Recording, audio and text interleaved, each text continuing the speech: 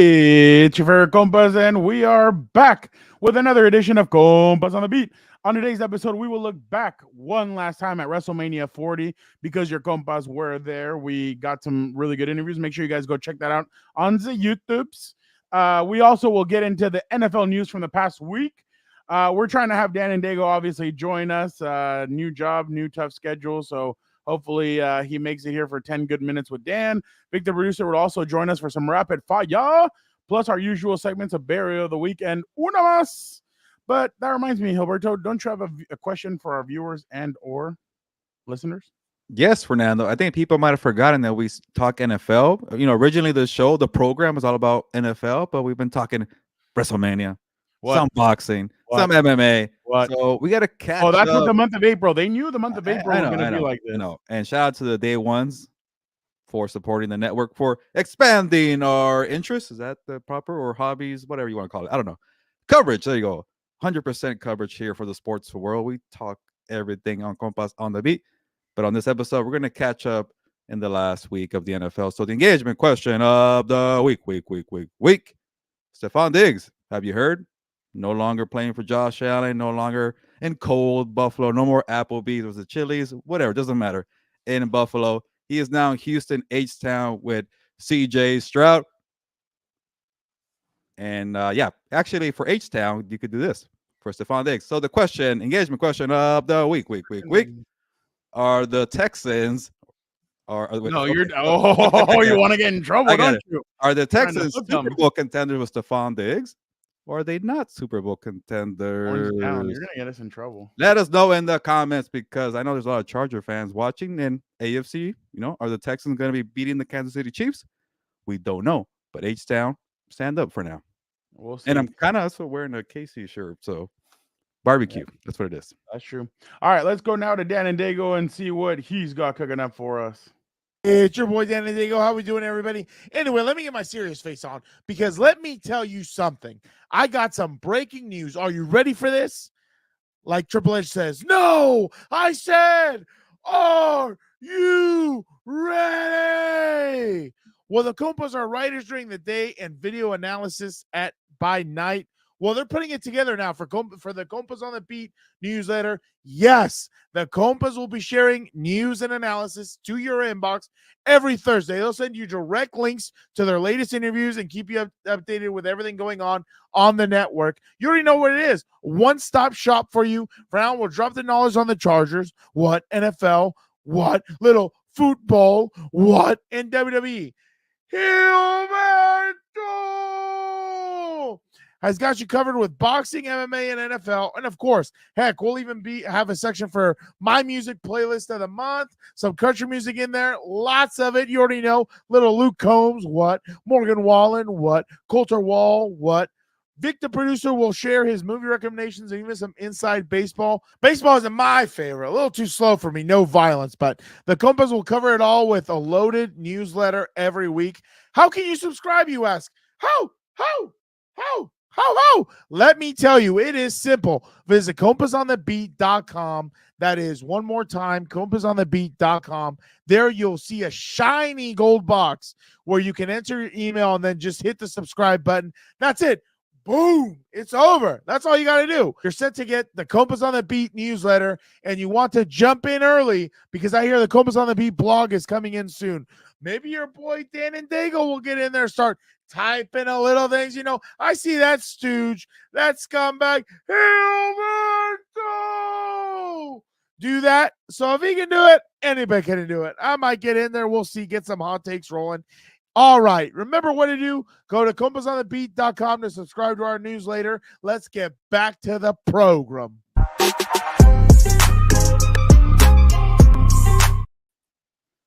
What is up, everybody? Thank you so much for jumping on with us. I'm Fernando Ramirez. I cover the Chargers for the Sporting Tribune. With me, as always, my co-host, my tag team partner, Gilbert Manzano, covers the NFL for Sports Illustrated. What's up, bro? What's up, Fernando? A whole lot going on the program, like I mentioned, for the engagement question of the week.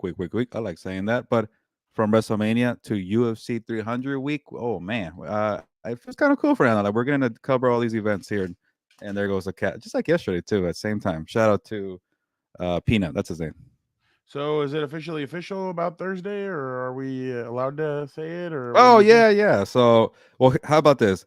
I will be in Las Vegas for a quick trip, for UFC 300 Media Day on Wednesday, and then on Thursday, our boy, our guy who big time me last time, Adam Hill of the Las Vegas Review Journal, is going to help us break down UFC 300 on Thursday. We're going to go live for that. So, Compas on the beat, stay tuned for that.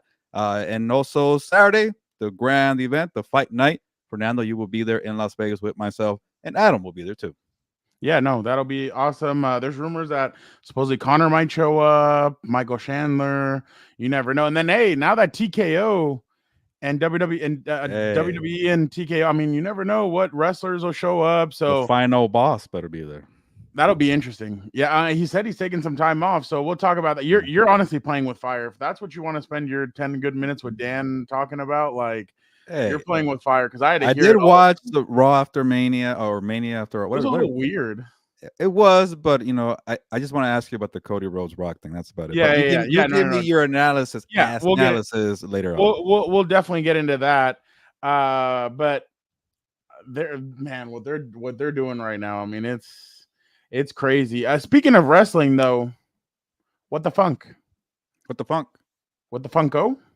Oh yeah, okay. Yeah, I thought I was waiting. Okay, so what the Funko? I'm excited about this. Yes. Talk about it. So I guess I'm an influencer now, right? When people give you stuff to promote, you're an influencer. So I have some kind of influence here. Maybe not on Jorge or Jesse, or day ones watching here, but I got a Funko Pop. So I don't know because on Mexican they gave me Eddie Guerrero. I don't know. Not just kidding. He is one of my favorite wrestlers. It goes. I think The Rock and Eddie Guerrero. I can't decide between the two, but there are new Funko. So I think it's Pops, right? And then Funko's a brand. I'm gonna get it right.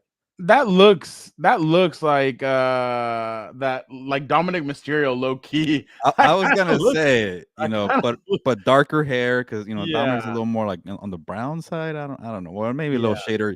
But yes, I did request because I think they have NWO, they have Hollywood Hulk Hogan and Kevin Nash and Oh my god. Scott Hall or Razor Ramon. I So thought they gave you a Gilberto Funko Pop. yeah, if I actually, Caroline told me that if I just grow the mullet, that's pretty much me. So that'd be awesome because I do have that. That was shirt. you during COVID. That was me, but I feel like the mustache, that little part there in the middle, I don't know. I have like a thicker one, but yeah, it could be me or any other Mexican, whatever. Maybe But when we get to 5,000 subscribers, I will share the picture of Gilbert during COVID. I have a good one. That yeah, I it's took the hair and the mustache. But I'm pretty excited about that. WWE Pop from Funko. Shout out to them for giving me that Eddie Guerrero pop. But if you want to get your own, here's where I promote. Check out the link in the description for WWE Pop. And we saw that massive one. Remember the Undertaker one they had at WWE World at the Convention Center in Philadelphia? That was a massive Taker pop. Next year, wherever, I hope it's in Vegas. We should do an entrance thing. That'd be fun. Like, did you see the way Joe Morley and them and like the way they like mashed it up together and everything? Oh, the video? Like, Yeah. Yeah, I was like, damn, that's actually really like those guys. Like, we need to take editing classes from those guys because they're really freaking. I was good. gonna say, like, how I always get on you, like you're always like joking around, but then you write your story. I'm like, how do you do that? Those guys are always joking around, but they're cranking out edited videos. I'm like, how the hell? But yeah, they did it. Yeah, that it's funny. That's actually a funny story. Like, there's times where Gilbert's like over here, like, crank. He's working his and he's like, I turned and look at you, and you're joking around and stuff. But then, like 5 minutes later on Twitter, like your story's already popping up. I'm like, bro, I'm a machine during like when I'm in the zone. I need to be in my bubble. Leave me alone. But some people function the other way. I don't know. Yeah, Funko Pop. I think I'm kind of like in the Adam Hill kind of school of like the way we do things. Like Adam's in the middle somewhere. He also finds time to mess around, but also I seen him. Yeah, when you see him locked in, you don't mess with Adam. But he's well, no, I don't mess. Like, no, when I'm locked in, I'm locked in. The thing is, I feel like during the game, like right around the third or fourth quarter, in the first and second quarter, I start adding things. But then, like right around the fourth quarter, that's when I really boom, boom, boom, boom, boom, boom. And then I'm like, because especially last year, like you kind of knew what the direction of each Chargers game was going. So it's like, well, yeah, I'm like shit fire. I know where this is going. I mean, obviously now there ain't gonna be no cheating. Like it's gonna be, it probably will be a lot different, but you basically knew where that was gonna go. Your buddy Dr. Florio, I guess came out and said Mike Florio came out and said that this is going to be a lot different. That charging will no longer be a People already thing. jumping on Wow. the Harbaugh bandwagon to change the even culture right even away. with no receivers. I mean, obviously they have receivers, but no like immediate threat of the receivers and everything else. Like, oh wow, interesting. Speaking of that, did you see the well, we'll get into it when I guess Dan comes, but I wanted to show you guys a video. Hopefully I don't get flagged for that video, but whatever. I wanted to show you guys a quick video when we do that, but Gilberto with a mullet might just reach legendary Hey, status with Dan. I think I I could do think it. I could be like Dominic Mysterio and get grow my own mullet too. I could do it. By the way, last night he was pulling the whole like to the crowd and like flexing and stuff. Adir, I have not spoken to Haley. I'll ask her. What was your question? Send me your question again, and I will. I thought you already answered that. It was about did I? the Women in Media podcast, and Yeah. is it coming back, the Playmakers series? And Oh you yeah, she said no, right? I thought no, it was more like No. wait and see, wait and see. Yeah, wait and see. Yeah. Theo, it was wait and see. You might have left that day when I But answered. I Yeah. could be wrong on the question. Yeah, no. I think that's because he said from Haley. Well, he said something else, but he said from Haley. So Adir, in the comments, let me know who the Chargers are going to take a week away from pick number 5. Or no, we're 2 weeks. How many weeks away from the draft? We're 2 weeks away. We're getting to that point where like, just give me the draft ready. I'm so tired of the well, coverage. and then you look at your our calendar and it's like, oh, Vegas. I know. I keep trying to pop in like to do more research on the draft, and I'm like, I don't care. I'll come back on a week. Yeah. It's like, okay, like we have all this other stuff to do. So, and then like, oh, by the way, on my plane ride back from Philly, I was Gilbert just answered it. I remember she said that it's a wait and see. So we'll wait and see how all that goes. But yeah, I did actually talk to her. AMS let's answer that right now. Gilbert. Yeah. So I mean, me plain and simple, it leaves you with a huge hole. I mean, everybody played well last year on the defensive line, but that's because the attention's on Aaron Donald. When a guy like him leaves, a legendary player like that, it's going to be hard to fill that gap. And now I don't think the Rams need to sweat it like, oh my God, we need to draft a defensive lineman with the 19th or whatever pick they have. No, it's just about making sure that other guys can step up and do what Jorge, you're wild. Usually when a player like that leaves, it's going to be tough to fill that void. But I mean, you have to have confidence in the Rams, I guess, because their coaching staff is good. They know what they're doing. And it's just that the only thing is, Gilbert, they have a new defensive coordinator. So that's going to be that's now that part. Raheem went. Did you see that video, by the way, that the Falcons did of like Raheem? Yeah, Raheem Morris. That was pretty cool. And I'm not I'm surprised. telling you, teams are a little by little kind of changing what they're doing. Like Jeff and I and Dan were talking about it on What's Up Bolts a couple of weeks ago, like 2 weeks ago. And we said, if all in is really going to be all in, why not do it with Jim Harbaugh now? Like, who cares if people get to see like what it's like after a loss, this, that, like his ego can take that shit. Yeah. But okay, if you want to release it after the season, whatever.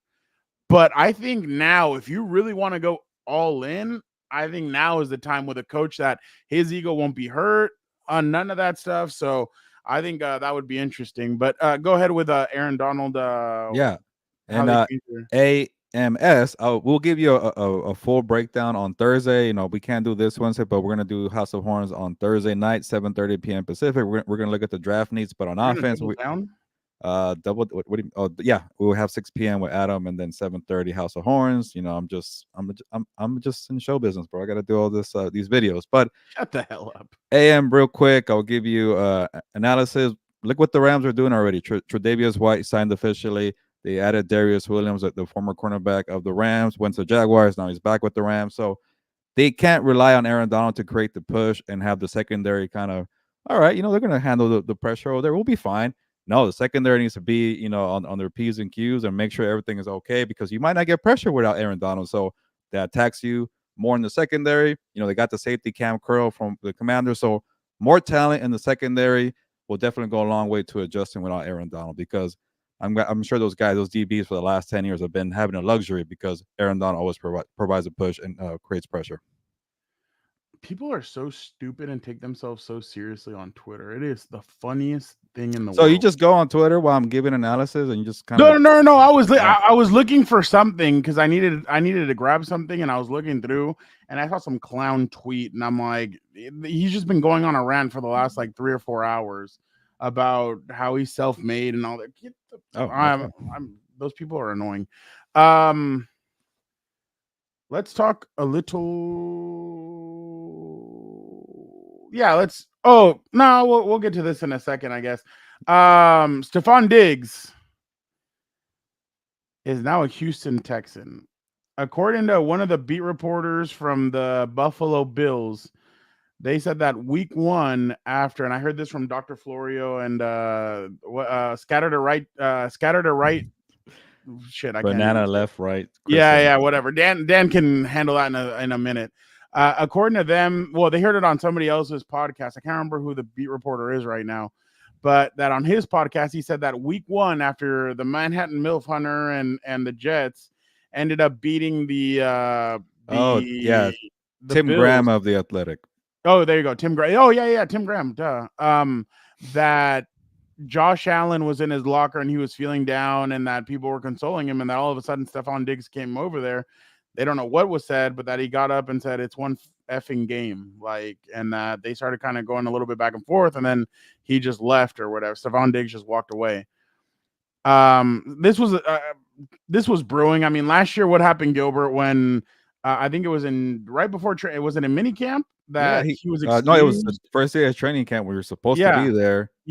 Actually, you're right. Mini camp. Mini camp. You're right. That's mandatory, and he didn't show up the first day. Like, oh, he'll be here. And right. That's no, and they said that he was disappeared. That they didn't know what had happened, and then it came out that he was actually excused and was told to go home. So it's like it happened with the Vikings. It happened with the Bills. I don't know if I want this guy, Gilbert, with my young quarterback, with my, not just the quarterback, though, those young receivers. They have young, talented receivers, Nick Collins and Tank Dell. You have a lot of talent there, and now bringing him in, I don't know. And maybe for the first season, he'll be quiet and everything. But the thing is, remember, he was angry because he wasn't getting passes thrown here. There's a lot of mouths to feed. And let me remind you, Joe Mixon is now on this team. Stephon Diggs is now on this team. I don't know. I don't know what you think, but that's a lot. Nico, yeah, thank you. Nico, Nick, whatever. He could change it to Nick. But what, like, I just think there's now a lot of personality in that locker room, and I don't know if I mean, I'm sure D'Amico Ryans is a good coach and he might be able to handle it, but it might be a little bit too much, especially because, at times, like, when you start losing, I mean, and the Bills got on their hot streak once Stephon Diggs' production went down, once they started spraying the ball around and doing everything. So that's kind of and remember, against the Chiefs in that game, he was the one that dropped that pass, and he turns to Josh Allen and he goes, "You almost had it on." Like, get the hell out of here. Like, you complete. Yeah, I don't know, but go ahead. My bad. All right. Well, first, I just realized that I've been wanting to talk about this because I need to take my victory lap because so many Bills fans attacked me when I wrote for SI.com saying after they lost to the Chiefs, Stephon Diggs probably played his last game with the Buffalo Bills. Just like, it's obvious, read the signs. And I get Buffalo Bill fans are just drinking the Kool-Aid. And when Sean McDermott says and Brandon Beane says, hey, nothing to see here. When Josh Allen says nothing to see here, Stephon Diggs hasn't spoken in 3-4 months with the media. Stephon Diggs hasn't had a 100-yard receiving game in 3-4 months. Like, Stephon Diggs is pointing the finger. Like, obviously there's something going on. Stephon Diggs did not even show up to the mandatory minicap. And then when the offense evolved to more run heavy and less Stephon Diggs, more Khalil Shakur and more Gabe Davis, I guess I'm not a coach like Dan and Daygo, but I could read the signs. Stephon Diggs was on the way out. Oh, and they have cap space issues. They cut a bunch of players. Hey, but get in my DMs, attack me, send me emails saying that I don't know what the hell I'm talking about. I don't know football. Yeah, maybe I don't know football, but I know how to read the freaking obvious signs.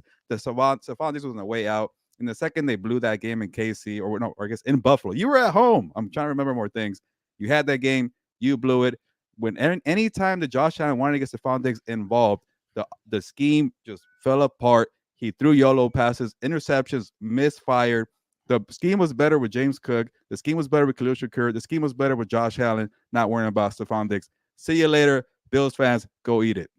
You hold on though. We need a 2-on-5 tag team match. You and Dan and Daygo versus Bills fans versus Giants fans came after you also Really? after. Remember when you said that Daniel Jones was gonna get paid $40 million? Yeah.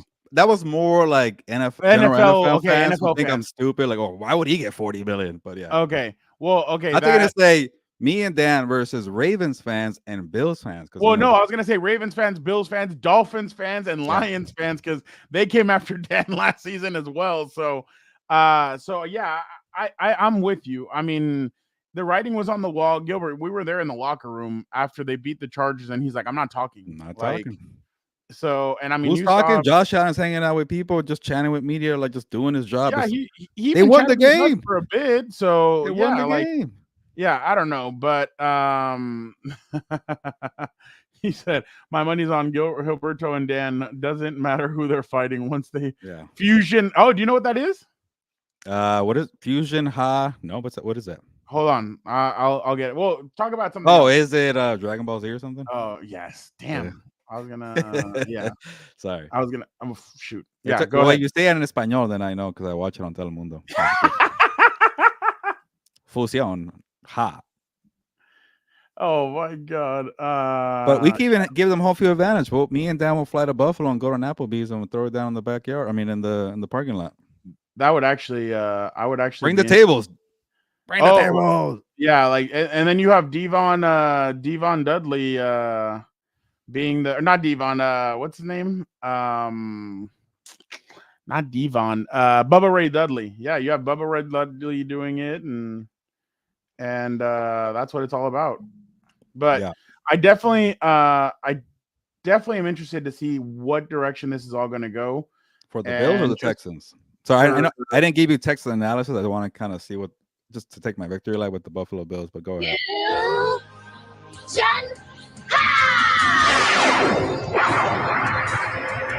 There's Gilbert and Daniel. Didn't David and Joko do that as a celebration, or somebody with the Browns? Look at that. Yeah, no, David and Joko did. I think he has a Dragon Ball Z tattoo also. I think so. I remember. Yeah. I saw. I remember Jorge. I just had a brain fart. I'm not like a hardcore Dragon Ball Z fan. I'll tell you that. Oh, I'd love growing up. That was that Power Rangers, like Pokemon, like that was all my shit. Like I was sad when the creator of Dragon Ball Z died because I think he was working on another project. So yeah, that was a very sad day. It was cool to see how how much Latinos like from around the world love Dragon Ball Z. I didn't know how deep you see like the ratings. It's South America too. I know, but like I didn't know how deep. Like I knew. Like I remember kids growing up, like they were Dragon Ball Z fans, but like deep in Mexico, I did not know it was. I thought it was just me watching because I didn't have cable, so I watched them. Well, no, me just because. Well, my cousin was the one that showed it to me. He's like, "Have you ever seen Dragon Ball Z?" I'm like, "No." I was like 8. He's like, "You should watch it." And I started watching, and I was just mesmerized by it. Like I'd be in school, like not paying attention during class, and like drawing like Dragon Ball Z figures and stuff like that. Like that was stick figure Dragon Ball Z characters because I was a shit drawer. Every time I went to the Callejones in LA or in Mexico, they had Dragon Ball Z stuff like backpacks and shirts and sweaters and things like that. The point is that you and Dan would morph into one unstoppable. I got it, Jorge. The power to take over the universe and all it entails. Thank you for the definition of DBZ was the thing. Jorge, do you think your boy's gonna make it? What do you think? Do you think Dan makes it, or because we're still on standby, but hopefully he makes it. All right, let's go real quick over to the Eagles. Nah, bro, I've never liked talking about myself. I've never liked drawing myself. I would have been, you know who I would have been? I would have been the fat version of Trunks and Goten when they became Gotenks, and he was the fat version. That's me, bro. That's me. So yeah, I wouldn't draw myself. As long as you're not drawing what Jonah Hill and Superbad was drawing as a kid, I just leave it at real. That. By the way, my Daniel senses tell me yes. No, not Nappa. No, you remember Goten and Trunks mess up the fusion, and they kind of slip fingers, and then it turns into a fat Gotenks. That would essentially be me. Look it up, fat Gotenks. That's basically me. but growing up. But Gilbert, interestingly enough, right here it says Eagles were aware of Lane Johnson's participation in WrestleMania. I was like, wait, what about Jason Kelsey? And I'm like, oh shit, like, retire. Who cares? By the way, though, SI came out today and said the WWE would like to do more with Jason Kelsey in the future, possibly involving something in the ring as well. So that'd be why not? He'd be good on the microphone too. I think part of it, that's where Jason kind of should be. I think he'd be really good.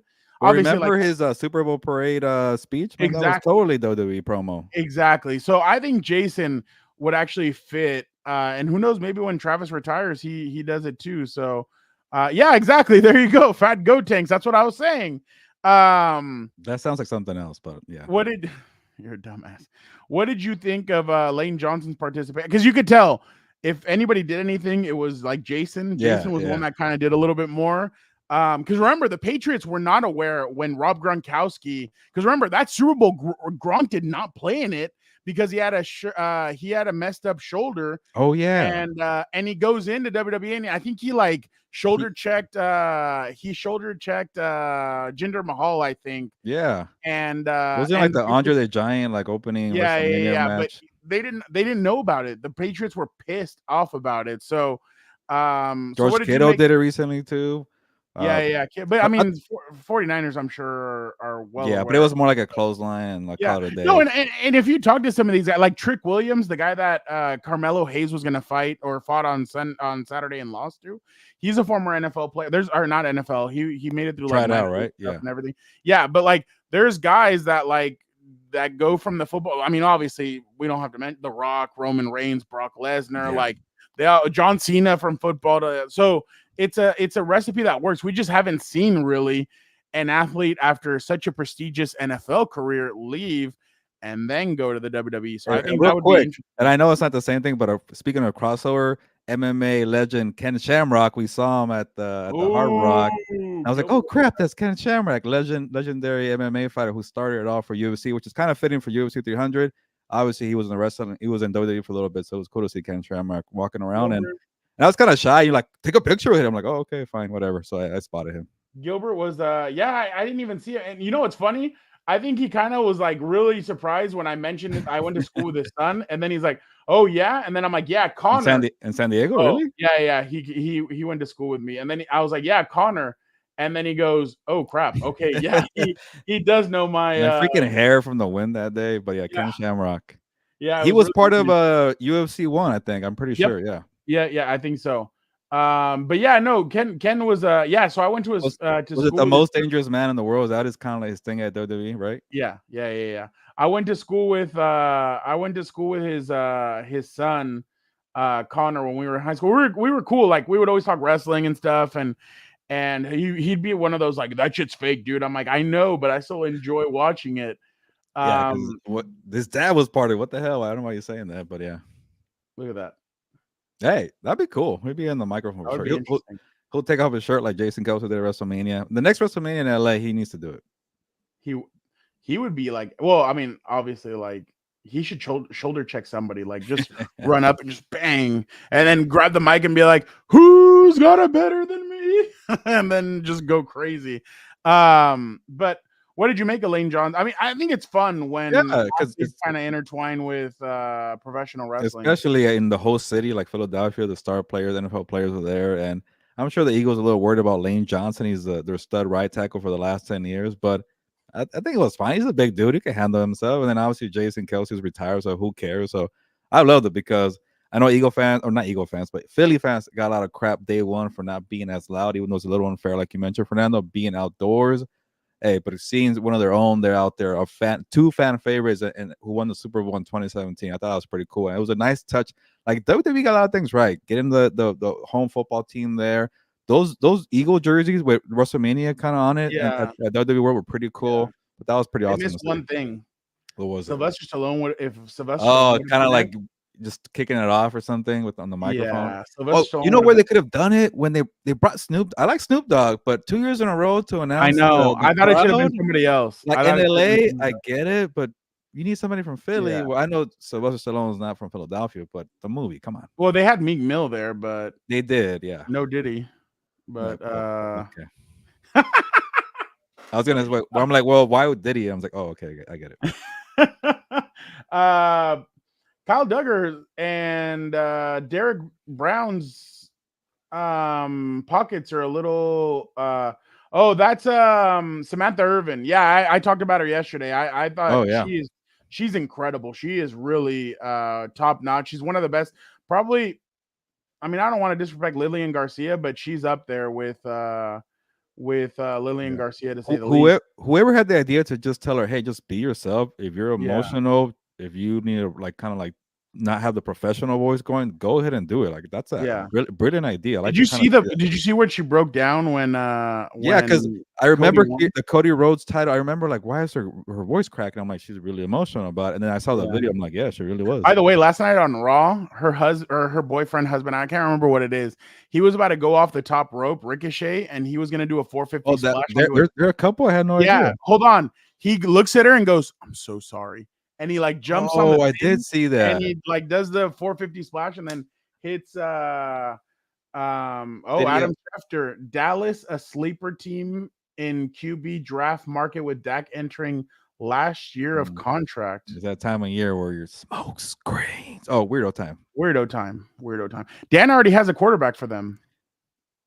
And who? Shedeur Sanders. Oh, that's right. So wait for next year. There you go. But my bad. Kyle Duggar and Derek Brown's pockets have just gotten a little bit fatter, Gilbert. Both of them signing 4-year extensions. Big money. Which one, or what did you think of each of them? With Derek Brown, like I think I did my quick research the other day. Like he's now the 8th or 9th defensive tackle in the past year to make over $90 million. So when Aaron Donald started the trend, or 10 according to Victor, well, I don't know if we were counting Aaron Donald because he's out now, but or could be 10. But Aaron Donald started a trend of defensive tackles getting paid, and now they're all getting paid here. And they're all paying at $90 million. Obviously, Dexter Loring got $90 million. He got $96 million. Derek Brown, just a matter. Buke got like 98. Chris Jones, obviously, he got a bunch of fake money on there, but it's definitely over $100 million. So that tells you a lot about the position. And then I started looking at how many first rounders from the 2020 NFL draft have gotten paid already. And so far, it's only been Justin Herbert and Joe Burrow and Derek Brown. So shout out to Derek Brown for being the 3rd first round pick from the 2020 NFL draft. Tua has not been paid. Well, Jordan Love kind of got paid, but it was like a weird 1-year extension. But I guess I'll throw him in there. But 405. But no Justin Jefferson, no CeeDee Lamb. They're going to break the bank soon. Jorge, you're wild, bro. I can't show that, homie, but I think that, well, who gives a shit? Oh, there goes Jorge. I but I realize why they called Go to the next one. Just go to the next one. Real quick, Gilbert, do you think the Chiefs stay in Kansas City? Oh, well, let me get into that. Jackson County voters in Missouri did not approve the extension of sales tax to fund renovations at Arrowhead Stadium. Where have I heard that one before? Now the Chiefs will consider all their options when their lease is up in 2030. I think I saw something from Dr. Florio where he said that that Dallas is considering bringing him. Let's lose the back-to-back Super Bowl champions, and then let Jerry Jones say, "Okay, come bring him to Dallas." Get the hell out of here! What kind of report is that? Jerry Jones would never allow that, and then no way Casey's gonna let the Patrick Mahomes leave. But I don't know, dude. Time. I don't know. I'm interested to see how way. Do you know how much power Jerry Jones has? He would not let they probably had to bribe him to allow a team in Houston. By the way, I'm not talking about. Dallas. I'm just saying in general. Like I'm interested to see if the KC City fumbles Patrick Mahomes and just go to live in Canada. Get out of here. Well, who knows? Maybe what's his name is retired by then, Andy Reid, and they're not very good. So they're like, you know what? Whatever. Like let them. They're always going to be good. Well, even without always, because I see Dan and Daygo in the green room, so just to annoy him a little. Even without Andy Reid, always going to be good. As long as number what number is he? 10? 15?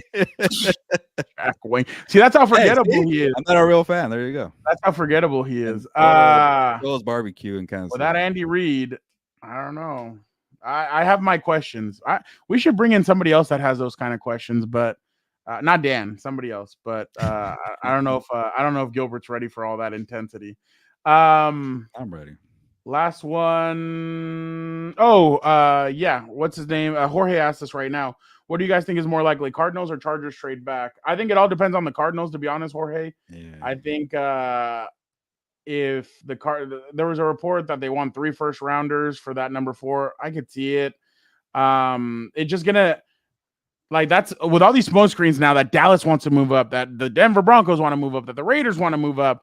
It's gonna be and Minnesota obviously has the 2 first rounders for this year, and then obviously that have to offer one next year. But that's gonna be the interesting part of it. If Arizona does do it, then all hell's about to break loose for the draft because the Chargers are going to be sitting there at 5, and I'm sure teams are going to call, even if Arizona already traded out, they're going to have to decide, do we want Marvin Harrison Jr. or Malik Neighbors, or do we want to trade back and get more picks? So that's going to be the interesting part about this whole aspect. But if Arizona trades back, then all hell's going to break loose. Yeah, if it is 3 first-round picks, I think you might have to do it. I get Marvin Harrison Jr. as a stud, but you only give up 3 first-round picks for a quarterback, not a wide receiver. Yeah.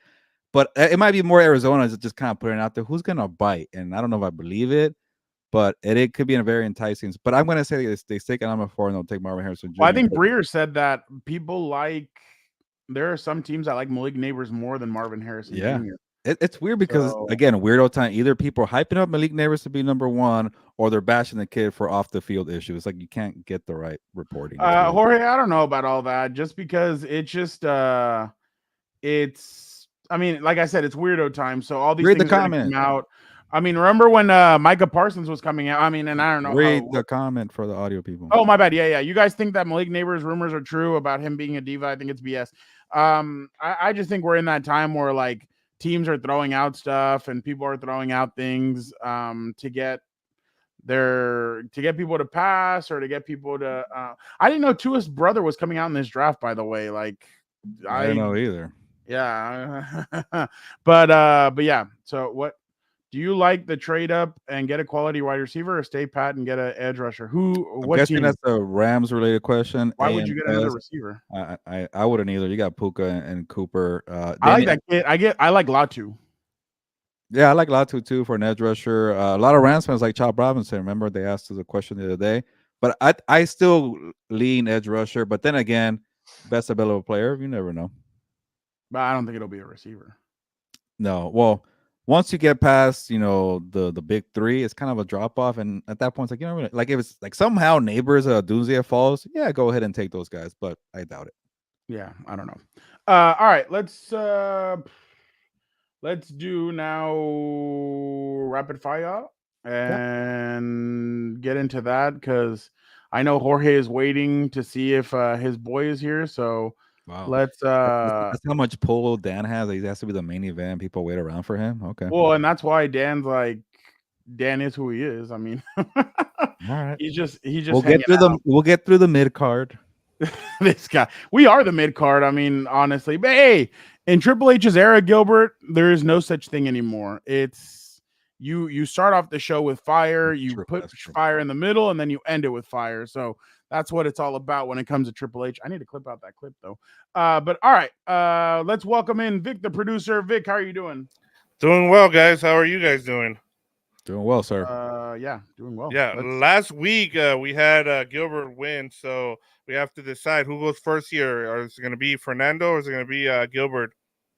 I'll go first. All right, here we go. I'm going to start off with some baseball. The Dodgers were in a PR mess last week after Shohei Ohtani hit his first home run with the team.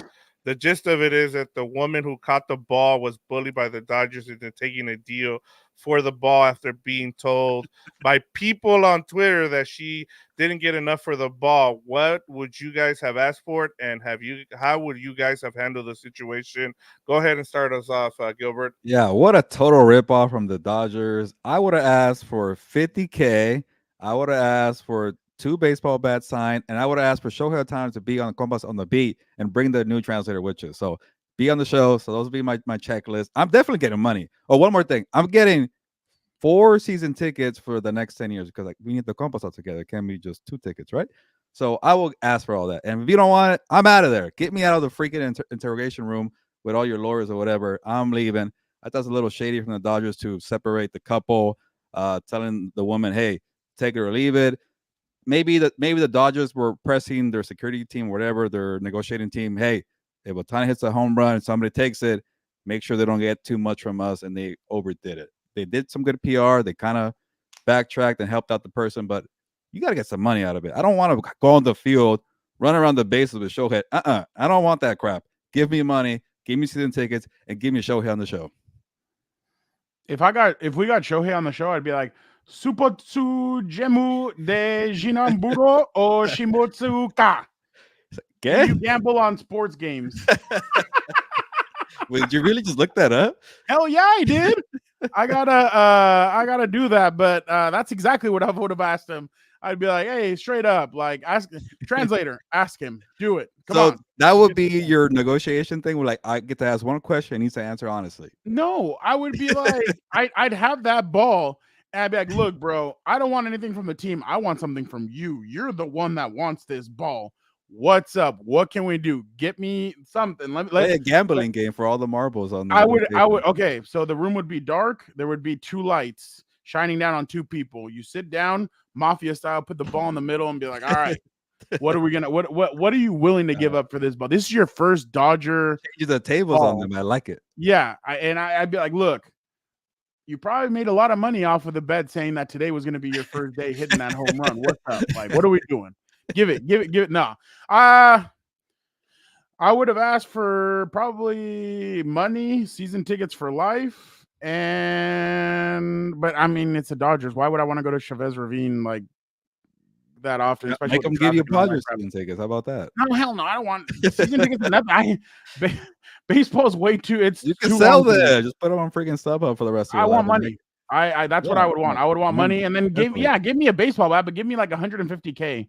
And then pay off my student loans, and give me a signed baseball bat, and then give me season tickets, and then I'll sell them online. Sure, go ahead, let's do it. Yeah, that's what I want. I want and then Gilbert, you already got him on the show, so so I want my student loan debt paid, and I would have gone. I want $1 billion. Like, fine, I'll take $1 million. Never mind. No, but I.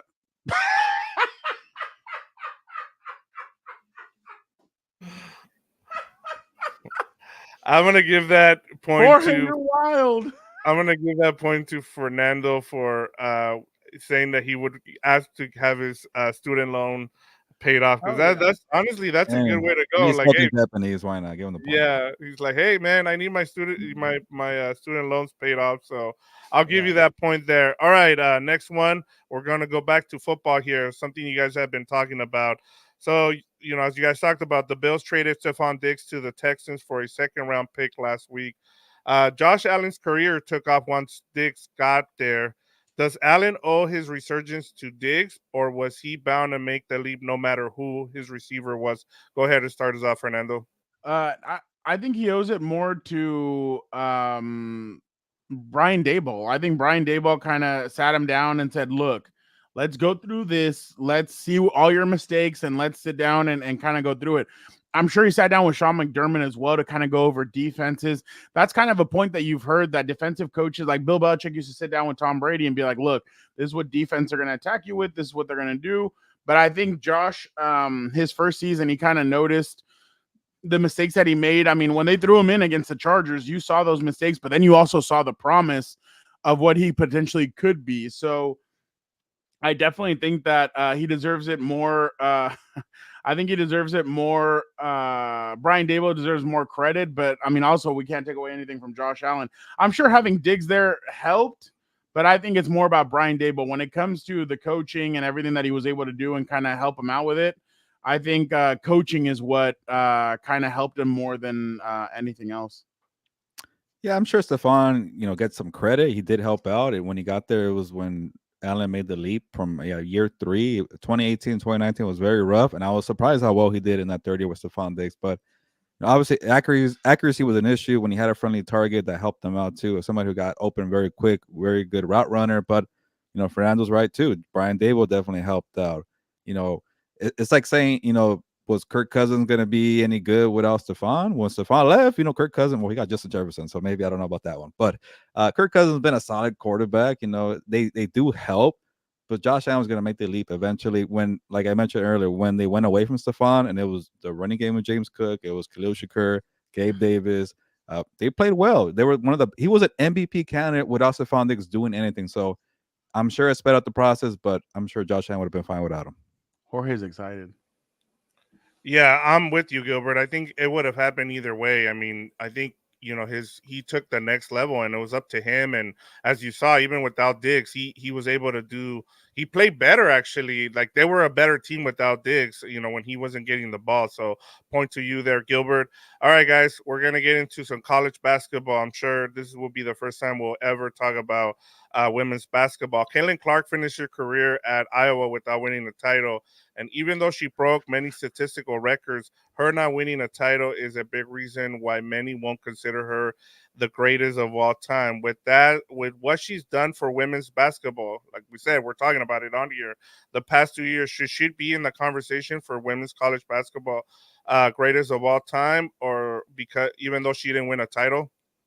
Yeah, I'm going first, right? So yes, you should be in the conversation, but greatest of all time, hell no, you didn't win the title. Like when I'm judging quarterbacks, I'm going off of Super Bowls and championships. And I get when those UConn women's team dominated, they were stacked rosters, but like you got to win one, man. Like South Carolina wasn't stacked like UConn, so I'm trying to pretend like I know a lot of women's college basketball, but I remember those UConn teams that dominated. I know South Carolina was undefeated.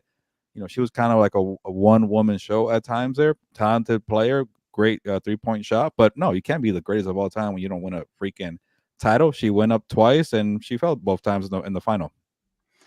I agree with Gilbert. If you lost, how can you be the GOAT? Like you didn't win anything. And I get where Jorge is coming from, that she put the sport on the map, but other people have done that before. Lisa Leslie has done that. Reggie Miller's sister, Cheryl Miller, she was big time as well. I mean, there's been and I guess that's WNBA, but still. That might be the greatest of all time. Cheryl Miller was elite. So I think the thing is that we're thinking about the here and now, and I feel like people just don't do there. We think of recency bias and we go, oh, that's a GOAT. Oh, that's a GOAT. Oh, that's a GOAT. Instead of saying, no, like that's just the next generation of person coming in. Jorge, Lisa Leslie, you need to look her up. She was vicious. So if you don't win, I can't call you a GOAT of anything. Like Allen Iverson is my favorite player that did not win a ring. I think he's awesome, but he didn't win a ring at the end of the day. I mean, you remember the guys that won rings, and unfortunately, she's not one of those. So, yeah, I can't call her the GOAT. I'm sure she'll be. Did you hear that the Aces have already rented out when they play? Went from the Michelob Ultra Arena to when they play whoever the Fever, Indiana Fever. Yeah, there you go. Them. They get rented out a bigger arena so that she can be there. But I wonder how long this is all going to last, because like once you go into the WNBA, it's going to be different. So yeah. I mean, we all remember Jimmer Fredette and some of these like big time like college players, and then once they got to the league, kind of shifted. So the good thing about her, like it wasn't just her, like she helped people bring more eyeballs, but like that I was gonna say, that person from UConn, the player from USC, there's like 3 or 4. The injuries from LSU, so it's kind of like Magic and Bird, and people put the eyeball on the sports. But so for that, she gets credit. Just real quick, I mean, if you're gonna be a villain, be a villain. If you want to be a superhero, be a superhero. Don't try and play villain and then jump back and then woe is me, all this stuff. No, like. If you're going to be a villain and be the best damn villain that there is out there, because there are some people that have embraced it. I mean, Mahomes has embraced it. I think I can't say LeBron embraced it, because I remember he would pull too much childish BS when he was in Miami. So I can't even say he embraced it. But tried at times, but it didn't come off now. Kobe embraced it. And I think once he beat the Celtics, that's when like, oh, it's the Mamba, Vino. People loved him again. So like, if you're gonna be the villain, be the villain. So, yeah, like I ain't gonna get into all that, but yes, essentially, Jorge, that's what I was kind of referring to. But all right, let's move on. Because and I agree with both of you guys in terms of what you said. I mean, as you talked about, Lisa Leslie was also someone who didn't win a college title, but she was great. She still won Doll Staley, who is the coach at South Carolina, also didn't win a She's good. college title, but she won a gold medal.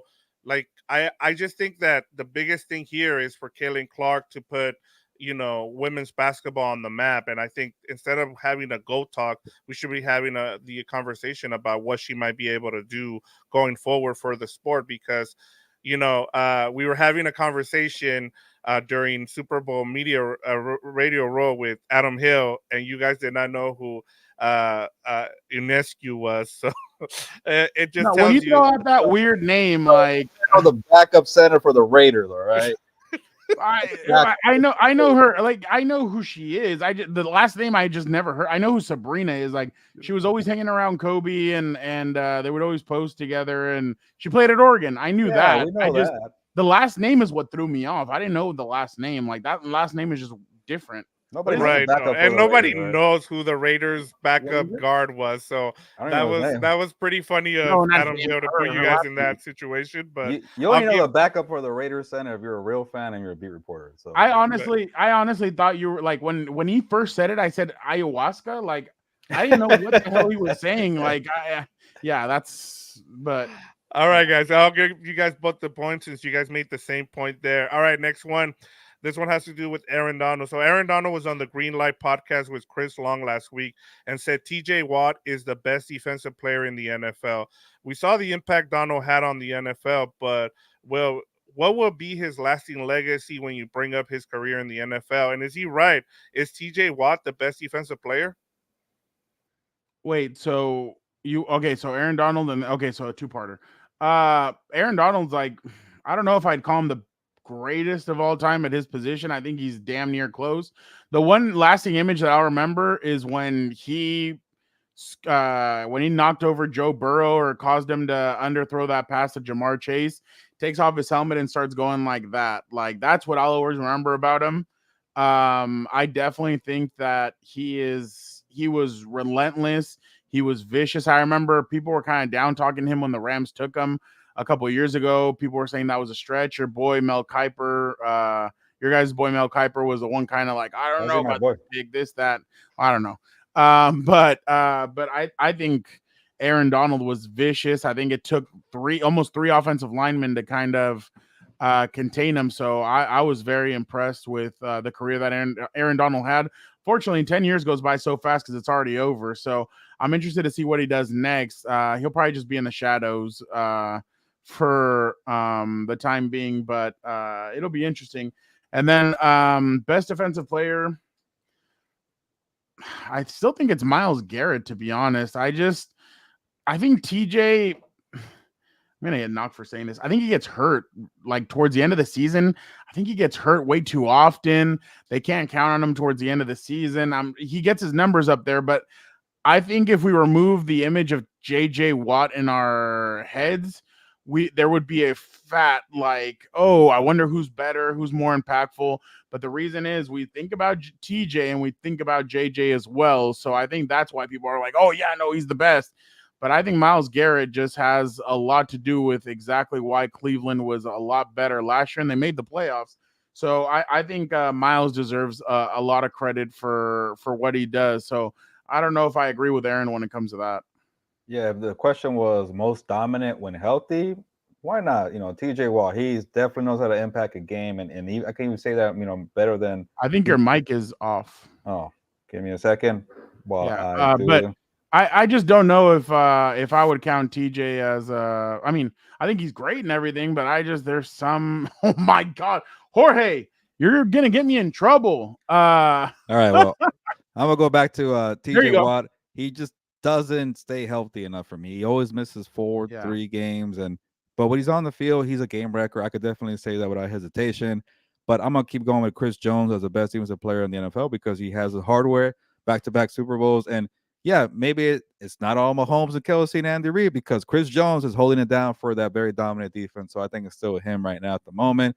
And then in terms of impact, it was cool when I went to cover Eagles and Rams, and I was in the locker room for Jason Kelce to break down how they game plan for Aaron Donald. Nobody else gets that type of treatment. I don't remember the last time, but and then hearing Aaron Donald talk about that from his point of view on that same podcast or interview with Chris Long, saying, "Yeah, I hated playing Jason Kelsey. I hated the Eagles because they would triple team me. The second the ball snapped, Jason Kelsey would be in my face, and they won't let him do anything." So that was cool to see. But in terms of best player, it's definitely Chris Jones, and he elevated his game when Aaron Donald did too. Did you see Philly fans were booing George Kittle every single time he came on the screen? Oh, really? I didn't even catch that, but that makes sense. Yeah. Yeah, I was kind of surprised that Bailey didn't get booed because she's a Niners fan.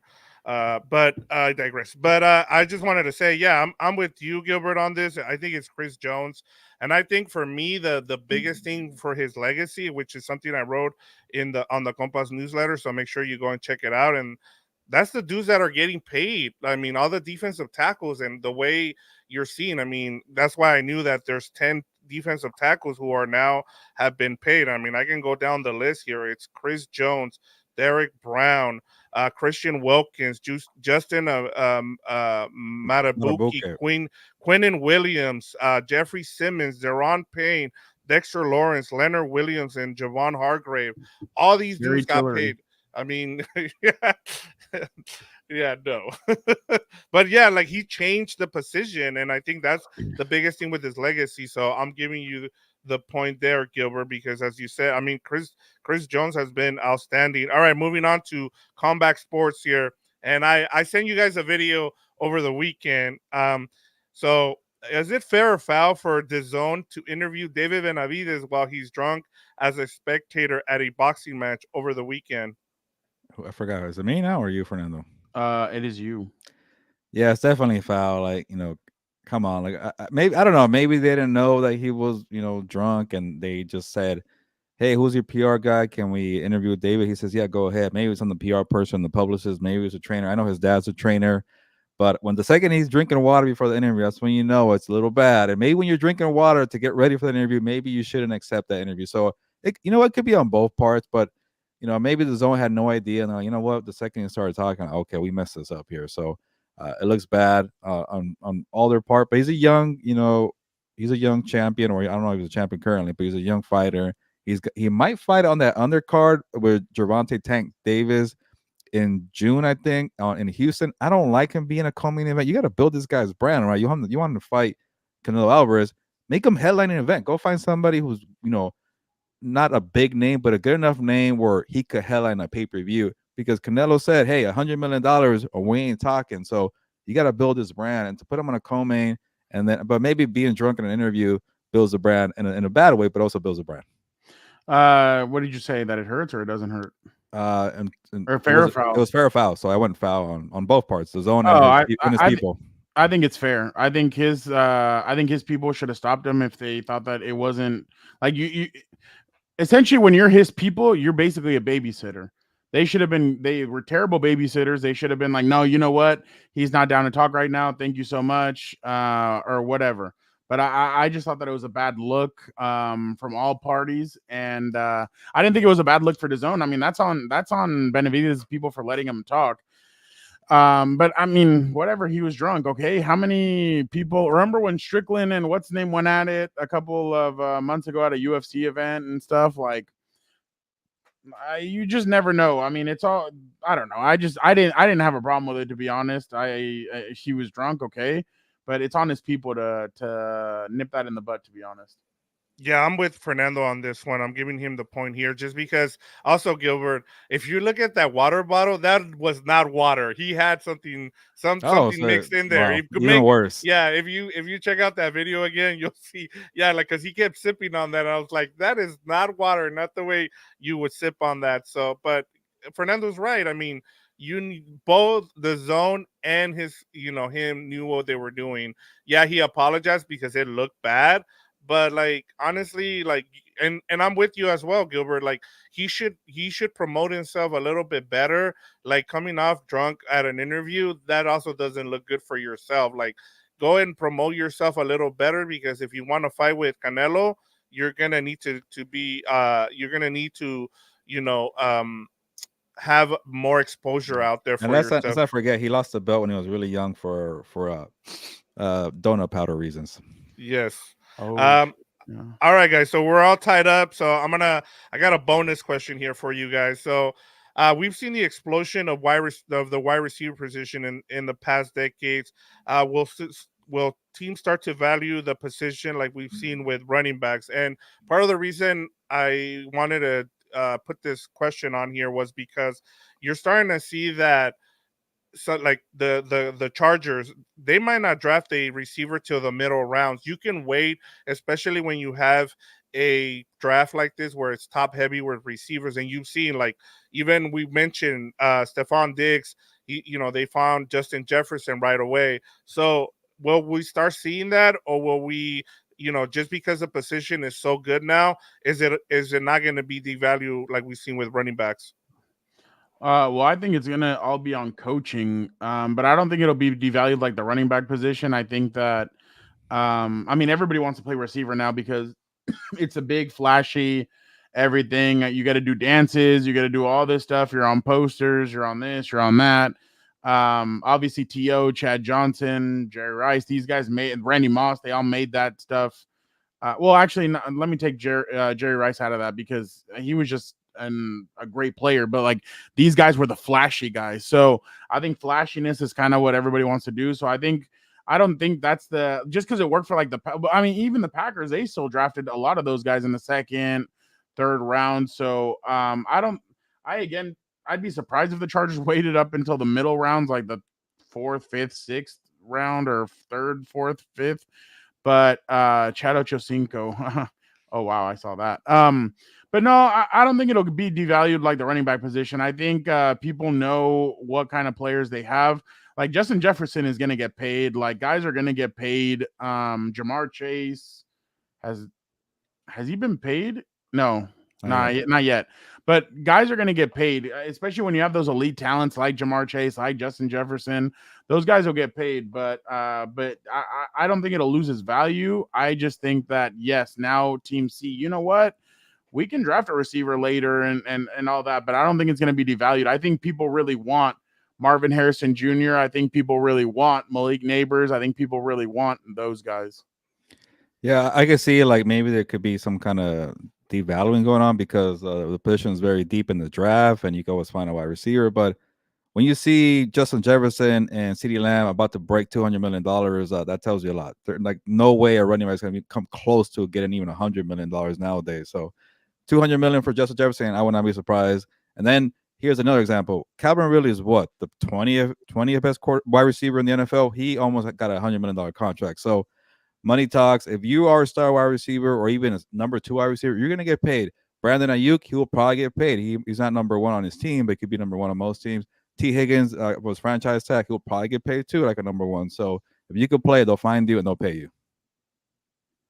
Yeah, I'm with you, Gilbert. And then part of it too is like every kid now is playing wide receiver now. Like it's either corner, and I saw Albert Breer on Rich Eisen's show, and he was talking about how, have you noticed how all the DBs, they're like sons of former players, and it's because they know that where they can make their money, and so a lot of these coaches are putting these kids into wide receiver rooms and cornerback positions because that's where you're going to continue to get paid. I think that's why you're going to start like someone like OBJ would have probably been a running back, back in the day. But now because of, how in the explosion of the receivers, we're seeing that. So point to you, Gilbert, another win, another week. So congratulations. Yes, I am the best of this episode here, NFL Rapid Fire. But Fernando, I'll give you some credit because you did speak in Japanese not too long ago. Yeah, exactly. All right. Jorge, are you still here or not? He left. Yeah, no, he probably did.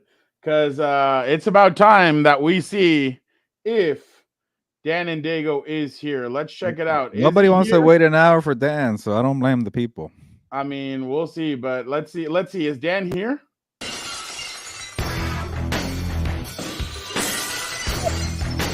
Cut the music. Let me tell you something. I was in the green room yesterday and I heard some absolute horseshit. Sorry, brother. Sorry for cussing. From that stooge, that scumbag, Gilberto. I am never too big for the program guy. There's just times where the schedule might conflict, but that's all right. I'm a problem solver. We're in a problem solve and work around it. Gilbert, do you know who Sketch is or no? I saw Tuesday. Okay, hold on, Dan. Oh, tell him the- what happened. the Tell him what CJ happened to Stroud you. video. CJ Stroud. Tell him what happened to you yesterday. Dude, at, swear to God, Monday morning, first day back from break, in every single class, someone says Tuesday, sorry, brother, what's up, brother, or special plays, special teams, special whatever. And I'm like, Jesus Christ, I hate these trend things. Like, it's the stupidest thing ever. What is it? I didn't even know who this guy was until I saw him having the. He's some streamer on TikTok who like blew up. So He's the one that had the picture with Stephon Diggs and CJ Stroud, right? I have no idea. He works out with those guys. Like he does all kinds of stuff. I had no idea who the guy was, and then like I started trying to figure out who he was. I'm like, oh, he's probably a YouTuber, and that's how I know how I'm old. That's what it was. Like, yeah, people are like really enamored. I mean, I've seen some of his videos, and the dude is like really funny. Like the dumb shit that he does. My boy.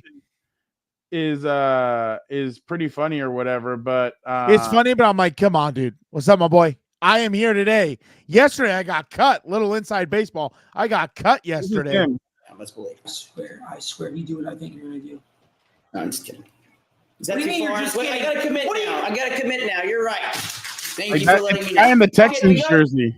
So like he just does like different stuff, and he just does weirdo things. So Shout out to you, Jorge. I'll keep shouting you out and But making he's more. like a Madden streamer, and he's like popular. yeah, Yeah, but that's he, all like, it does- is. Oh. He's had Vontez Burfict on, and like he's like in one of those, he's like, "Hey Vontez, what's it like to like?" He's like, "Sketch, I'm gonna knock you out." He's like, "Oh really? Like you knocked yourself out of your career?" And then like just like dumb stuff Yeah, it's like pretty that. And then like funny. with Sauce Gardner, Sauce is like, "Oh yeah, Greg Zerline has a huge leg." He's like, "Oh." He's like, I guess Sauce Gardner's a watcher in the locker room. And so just like he just does dumb stuff, but it's I Yeah. guess it's pretty Maybe funny. he chose the wrong streaming platform. We should actually be like playing video games Twitch? while we're talking. Twitch. Yeah. By the way, real quick, I don't know if you guys Yeah. saw, but I want to talk about we're gonna- WrestleMania. I want it to be known. I want to talk about WrestleMania. I know we are going to talk Yeah, about you have 8 minutes left, so come on, let's get to it. the tribal chief has Throw your ones spoken. up. Throw your ones up, sons of bitches. Throw them up. He put yesterday I mourned, today is day one. I love it. I love it. Put your ones up. Thank Let's Thank go. you, Roman. I'm excited about that. But all right, Dan, go ahead and have your Okay. I want to say a few things. Okay. and don't go too long because 7 minutes and 30 seconds left. No. I won't. First thing I want to say, right, is I don't know about you guys, but well, actually, no, I'll talk about this first.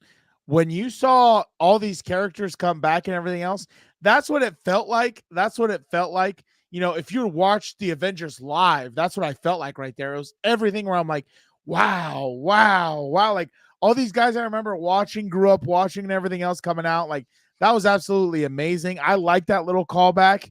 And I think you had a very good point, Gilberto, yesterday. That was kind of a cool thing to do for the older fans, but you're also blending in the newer talent and you're not making it just about the old heads and everything else. That was, I thought, super awesome. Like you want to talk about reaction videos. We should have had one for that one. That would have been really good. Joe's, I don't know if you've seen Joe Moley. Shout out to him. Oh, yeah. His reaction video is so badass with those two guys we met over there. You can say Yeah, Samoans. it's I was gonna say Samoans. No, I was Yeah. gonna say the ooses. Ooses. The Fits in it fits But, in TJ. You'll yeah, probably shout out meet- to You you. don't know what's I- racist anymore, huh, that's what I was Dan? gonna say. I met him at the WWE thing, the ooses Yeah. over there. Those And guys are- those that guys was are an funny. awesome video. But what was I gonna tell you? I don't know. What about Logan Paul's? I don't give a rat's ass about Logan Paul. Thank you, I- Dan. Finally I'm agree on honestly- something. I'm honestly pissed off Kevin Owens didn't win, or Randy. Like, I think Kevin Owens is underutilized. I think The Miz is underutilized. I think there's so much talent on this roster that you don't need the same 5 chasing the championship. But whatever. One thing I wanted to say, I don't know about you guys, but I felt like yay. But I felt like on Sunday, I felt like when Roman lost, it reminded me like this about the Undertaker streak. And I was like, is this real? Like I was almost like hesitant. I was like, this can't be real.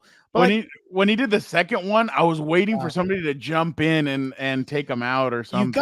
you gotta just love wrestling, and this is what people don't understand. Like wrestling is almost the embodiment of Greek mythology. Like you have Cody Rhodes, the son of essentially a royal name and everything else. He's been through the mud, through the shitter. Had like my favorite line, right? Goes from undesirable to undeniable, and just that whole storyline, absolutely amazing. Frown, you had a good point saying that Triple H, likes telling stories for the long game, so we're gonna have to wait and everything else. And the last thing I want to say, one thing I do want to say, hey, I'm freaking made of steel, dude. One thing I do want to say, and here we're not gonna agree. I think it's so crazy that now we live in a world. Oh, there he is. There he There's is, Joe. Joe Morley. There he is, Joe. Yeah, there's Joe But anyway, Morley. They are in right now. I have always thought wrestling's always been cool, but that's a different discussion. But one thing I want to say, and this is not where we're going to agree on, the fact that we live in a world where Drew McIntyre is better on the mic than The Rock, to me is unbelievable. Like, I think The Rock. Are you delusional? Let's go back to Saturday. delusional? Let's go back to Saturday. Saturday he's in that match, I don't think Killing it on the microphone since day one, January. No, he hasn't. Since he's been back. Listen to what I'm telling you, guy. Listen to this, right? Listen to me. Focus. Because let me tell you something. What you're battling right now is nostalgia. I get it. You see The Rock and you remember The Rock. You remember The Rock in the Attitude Era, growing up and everything else. It's just like for a while, right? Every time The Undertaker would come out, I could not see the negative until it got too bad. Now I'm like, Undertaker needs to stop coming out, dude. Please stop using them. Because this is the other thing. Two things I'm going to tell you. Two things real quick, and then a third. The Rock can't even sell moves. The Rock can't even sell moves anymore. Couldn't sell the freaking rock bottom on the table. The bastard couldn't even jump up. That's ridiculous. The second one that really pisses me off, how could you not have sold the choke slam better? The Undertaker. Because the guy who did it was 80 years old. What are you talking about? But that's what I'm saying. All you have to do is have him hold your throat and you jump up into oblivion. Because he didn't do it. He's 50. He didn't do it. He didn't do it. Pop an Achilles. Let me tell you something. And this is the thing that bothers me. And this is where I don't think, again, we're going to disagree. But this is what you're not understanding. What you said is perfect. How do you keep the young talent without making it about the old heads and everything else? If The Rock really, based off of Monday, is going to do a title run, that is not acceptable. He should not be getting a title. He should not be getting in the ring, and this is my thing. And this is my theory I came up with today. This is the reason why The Rock bothers me so much. I think right now, he's trying to make up for lost time. He left early in his career to go to Hollywood. He left. He probably feels like he has a lot of unfinished business to do. That is not now, guy. You are not that guy. It is all about Damian Priest, Cody Rhodes, the Tribal Chief, the Usos, the freaking Gunther, the Ring General, Kevin Owens, Logan Paul. No, I wouldn't even say Sami Zayn because I'm not a Sami Zayn guy either. But you know what I'm saying? It's all about them now. It's all about Drew. It's all about Seth. It's all about those guys. I don't care. Let him come up, dude. Like in my mind, him cursing and him get out of here, Joe. At least I used to be cool. I'll take that. Him cursing doesn't do it for me. Like that's not enough for a good promo. One thing I will give him credit that I thought was awesome. It was funny. Here we go. Everybody be careful. Three things I've liked since he's been back. Okay, here we go. Three things I've liked. It's gonna be a blog story too. The song that he did, funny. Oh, that the looked like entrance Vince's is rock. incredible. With John Morant. No, I'm talking about the song that he did on the his guitar. entrance. Yeah, okay. I don't care about that. I'm talking about the one in Memphis with the in the guitar. Yeah. Oh. When he used the kids on the Jumbotron, that was funny. And the Rock's entrance Sunday night when John Cena was out there, that was hilarious. But again, listen to what I'm telling you when it comes to him on the mic. I'm comparing him to the last time I saw him, which was against Cena. Cena Rock and this Rock, whatever this is, unrecognizable. And even then, I thought Cena. Hey, right now, this Rock versus this Cena is so much better. Give him that. No, like Cena is just like barely trying to make it out there. He's like cracking out there. He needs a cane. I would put bald spot in the back. Just cut it off, man. Like it's time. Are you really serious? I don't know. You know why? Cena is Oh, just, sorry. You go and he's then in I'll a- go. I'm just saying, Cena looks like he's really ready to check out, and that's why he keeps saying, you know what, I'm not even gonna make it to 50. But I like how he came out yesterday with awesome truth. So he still has a nice rub. I'm just saying, this Rock who trained for 12 weeks straight is better than the Cena. But 10 years ago, fine. Cena ran circles over him. I'll say that finally on the program. Okay, but let's look at that, right? And by the way, Jorge, you're right. He's just Dwayne. He's not even The Rock anymore. He's irrelevant. Let's look at that, right? Difference in careers. Final boss. The Rock, probably less than 10 years traveling and doing all that stuff, WWE. Is that fair? About? Yeah. 10 years? All right. 10. Cena did 20, maybe 25. I don't even know how far he got up to. He did about 20. 20. The Rock as a pro wrestler? Or John Cena's The pro Rock wrestler? has only John been a Cena. The Rock was a pro wrestler for about like 10 years. Give him 10. Give him 10. Yeah, like 94 to 10. Cena was 2004. Cena was about 16. No, like 17 to 20. Damn, that means he was a champion once a year. But you see what I'm saying? Almost, you yeah. see what I'm saying, though? Like, the wear and tear on the body is completely different. All right, You know, all right. I'll give you that. And also, look, the different body type. When The Rock was in WWE, you know, allegedly before whatever he puts into himself now, that may not be vitamins. He's a lot thinner. He's a lot more mobile. He's a lot more everything else. When you get older, I just don't think the whole bodybuilder thing is the way he should go. Like, he should go more for but let's be mobility honest. and everything else. The Rock did lose, like, He from lost some when we weight. saw him in January, Dan, to WrestleMania, he lost weight. Easily that's true. 25 pounds Maybe to- that's true. to 50. And I thought he looked athletic on Saturday. I thought he looked better than he had. Man, I'll tell you one thing I saw today, and it's a report by I do trust this person. They're saying that next year's WrestleMania main event might be The Rock versus Cody Rhodes for that championship. 1 year build up. But I think what they're doing is that's to build Cody even bigger than what he is right now. Like, so I think slowly but surely it's just like they're gonna put him up. Okay, see, now is where maybe I'll get a little fatigued with The Rock. I thought this was perfect. Go back to the movies, man. I loved it. I would do it. I would do it in You're right. Cleveland, to be honest. I would do it in Cleveland. SummerSlam, SummerSlam Rock still versus kinda Cody. in the final I boss would- Kind of era. fresh, yeah. And then maybe Roman's the one that turns on The Rock, and he comes out and he's like, "Hey, why are you trying to take my rematch from me?" So I'm just saying, like, there's ways that you can fix this to where, but no, The Rock could final not get a boss, title match. I think the final boss gimmick has actually been really good. I think it's been fun. He's been having Especially so when many he takes off personas, the and they found a belt. new one. Especially when he takes off the belt and he goes, "Mama not, Rhodes," dude. like, and he like points it at her and everything. But Like, I thought she played her role pretty well as well. She did. He's deranged at this point. Like, for the fact that he's saying "crybaby" or Cody crybabies, and what's the first That was thing he does? great. What's the first thing he does when he gets in the ring? Bitch at the referee. Don't you dare call this down the middle. I will fire you. Who's That the is crybaby the villain guy? role, the final boss. But that's what I'm saying. Dan, I've can seen we this agree before. on one thing? Like adding the final boss element to the Cody Rhodes finishing the story, I think it added more to Cody Rhodes, and also let him. He won. He had his night. Everybody came out to celebrate. Who gets sad? The whole freaking parade from the locker room. Like adding The Rock to the story, I think let Cody go a little higher when it comes to like status in the WWE. Maybe the thing that bothers me is the whole final boss thing. Like, it's funny, it's cool though. When he did the video game thing in his entrance, that was cool. But it's like, I've seen it. Okay, I've seen it from Vincent Kennedy McMahon. I've seen it from Stephanie. I've seen it from Triple H.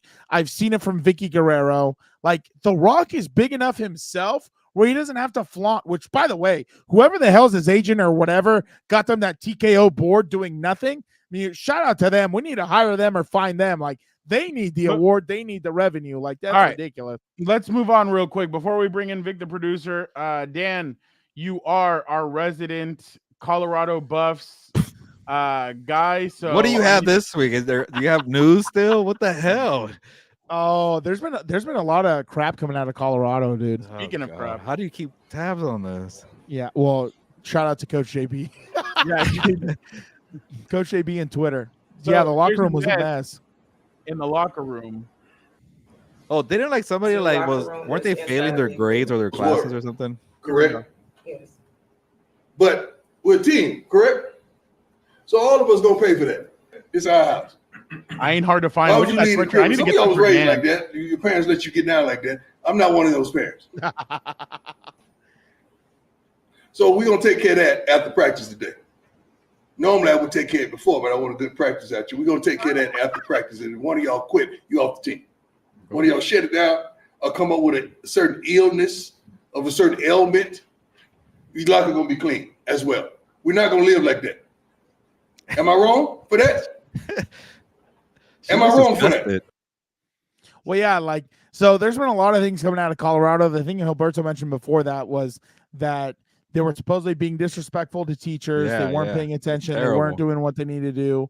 And, you know, now this, in my opinion, there is content. You're right. You're right. yeah. And in my opinion, I thought Maybe JB they're made recording for like a Netflix show or something like that. No, like, the son, Dion Jr. has a YouTube page, and he's Wait, there's a Dion Jr. and a Shadur and a Hold Shiloh. on, you know that there's no, hold on. There's thank you, Gilbert. There's another Sanders, Shalomi Sanders, Deion Sanders' daughter, enters a college basketball transfer portal at Colorado. Oh wow. But so yeah, he runs a media every year thing for or his whatever. birthday though. He ranks his children. Yeah, that's hilarious. I like that. That's pretty funny. But yeah, there's been a lot of stuff coming out, and you know, I think JB made a good point on his show the other day or today. He's like, I just don't think you should be posting that online. All that should get fixed in house.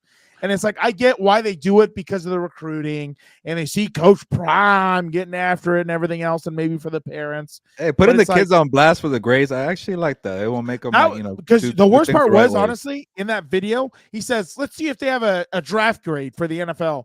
This guy, no draft grade, and you're acting like this. He keeps going. But it's like, in my opinion, I was talking about this the other day with my coaching buddies. Like, now I'm starting to wonder if, like, he just brought in whatever top talent he could, not really trying to see if they mix well with the team, character issues, you know, what type of person they are. Because, like, that happens a lot, dude. And when you have that, there's a lot of fractures in the team. Like, you can't just bring talented players. You have to, obviously you can, but, like, you need to bring in talent that fits well and is good, you know, chemistry for your locker room. Because how many times haven't you seen guys who are cancers in the locker room, hell of athletes and players, but it never kind of comes to fruition because everybody hates each other. Like, you do have to have that team camaraderie, no matter, despite what everybody believes. By the Coach way, Stan, I love it. Before we oh damn it, bastard. Before we move on and again bring Vic. We got 15 minutes left. Hold on. I know. Remember what happened last year to these guys when they were playing UCLA? Oh, yeah, and they got their diamonds jacked and all that stuff. Okay, look what they're doing now with their social media. Hold on, I'm going. In Colorado, football players chains. Caleb Mathis got yeah, this to me is ridiculous. You should not be doing this. Are they checking if it's real? Yeah, that's what they're doing. They're checking if it's real. I think that's, oh no, that's right. They're checking to see if it's real. NIL. But this is why. You know what's funny? The other day, I thought it was. I was gonna say, you flaunt that much, you're gonna get jacked. So yeah. Well, especially when you go to other places. Like, well, either way, I don't understand why you would travel with such expensive things. Like, the most expensive thing I travel with is my laptop or my headphones. Like, that's, you know what the most expensive thing that the hat. Oh yeah, my hat. Yeah. You know what? That thing cost me a pretty penny. That Deion Sanders travels with. Number 2. Bro, so you think I'm wild? Shadur Sanders. If you think I'm wild, there's a guy on JB's show who thinks they're gonna win a bowl game and Shadur is gonna go top 5. I'm like, I don't see that. Oh, there's the goat right there, the young goat. Is that Leighton Vander Esch? Yeah, Vander Esch. He's retired. I was about to say, didn't he just retire? Yeah. Hold on, let's see what they're gonna do. Are they at Best Buy?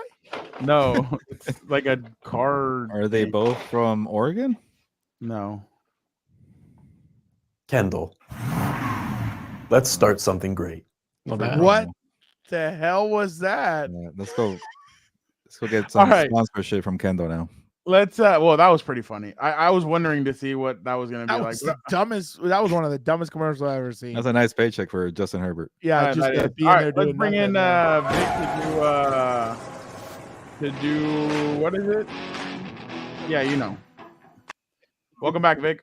Hey, good to be back. I'm sure people wanted to my face. So You're getting less airtime because this guy Chatty over here is 22 minutes. I'm okay with Daygo. that. Dan is putting on a show, so I was letting it rip from my hip. What are you talking about?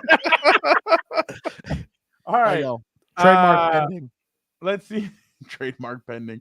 All right, let's get into a little oh crap, what is this? Burial of the week. Burial of the week. My bad, I completely forgot. Who's got it this week? I'll go first. I could. Okay. Oh, okay. Sorry. No, go ahead, Gil. I had the same plane with Rikishi, so I'm gonna give you my story.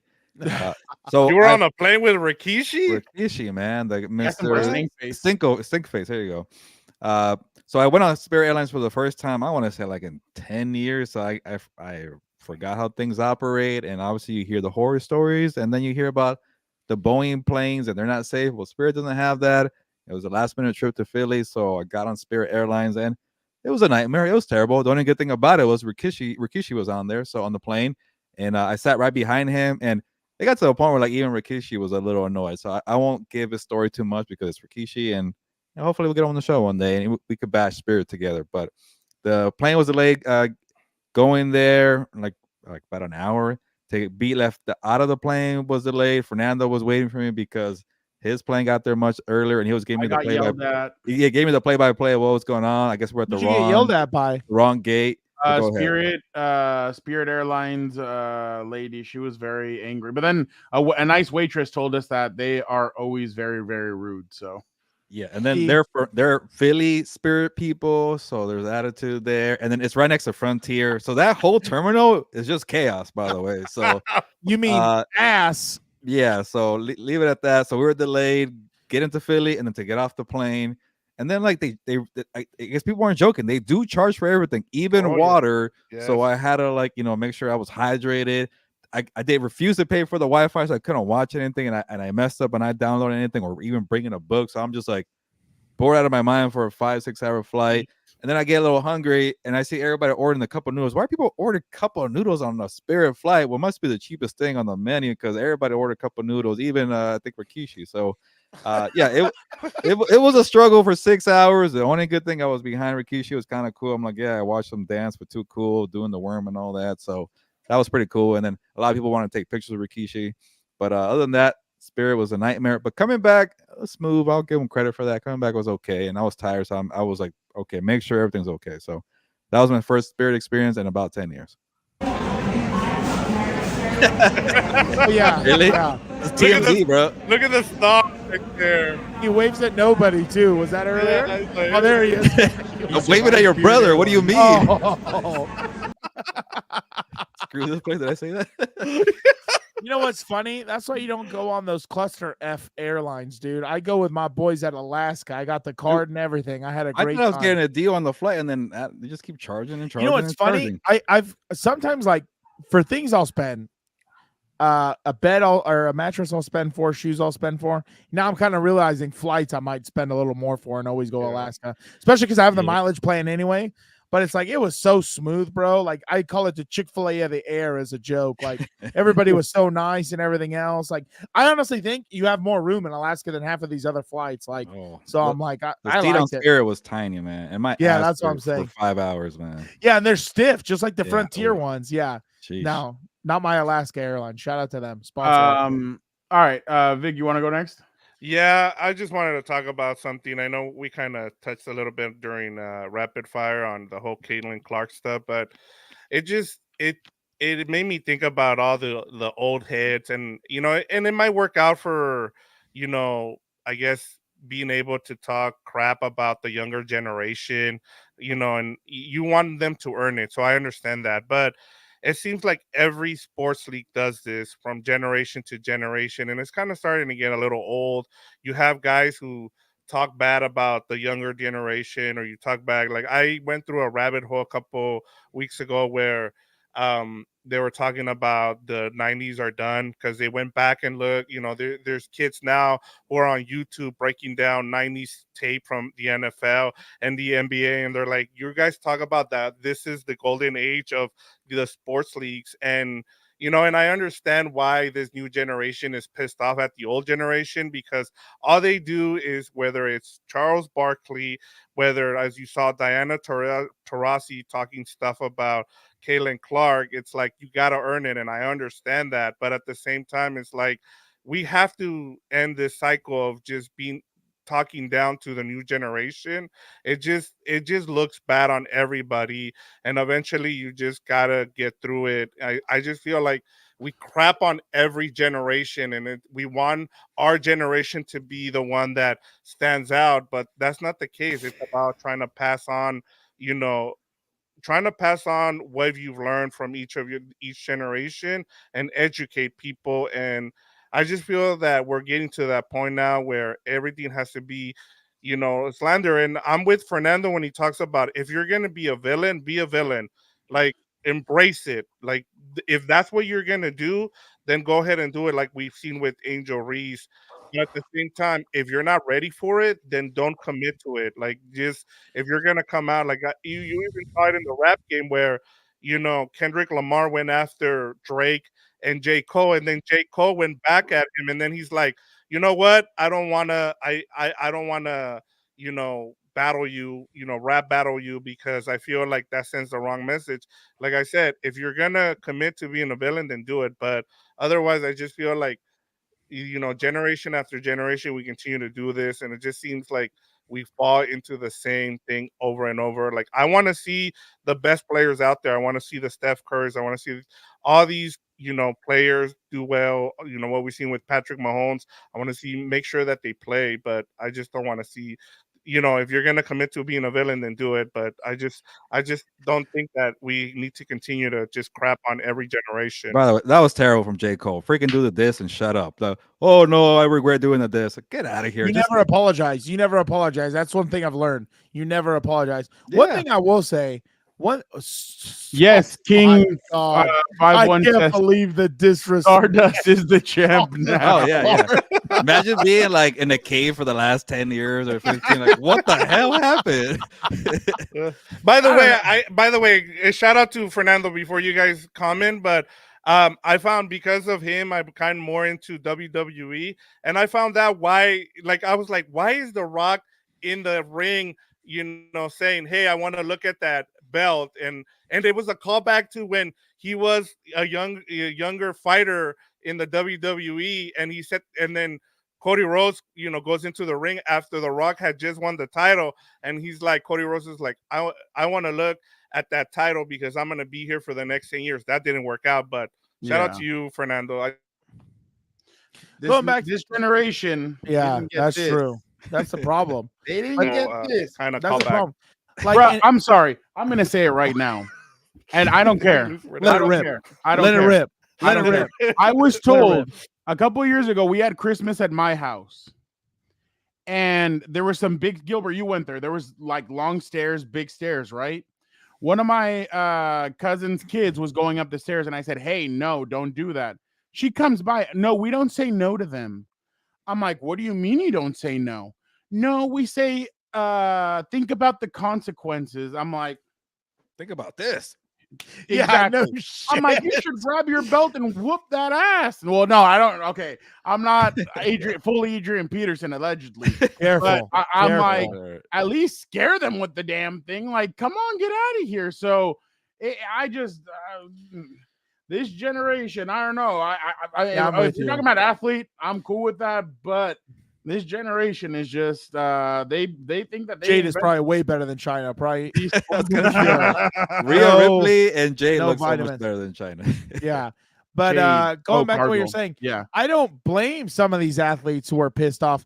Poor freaking Charles Barkley still has to work for TNT to make some money and everything else. They weren't getting paid what these fools are.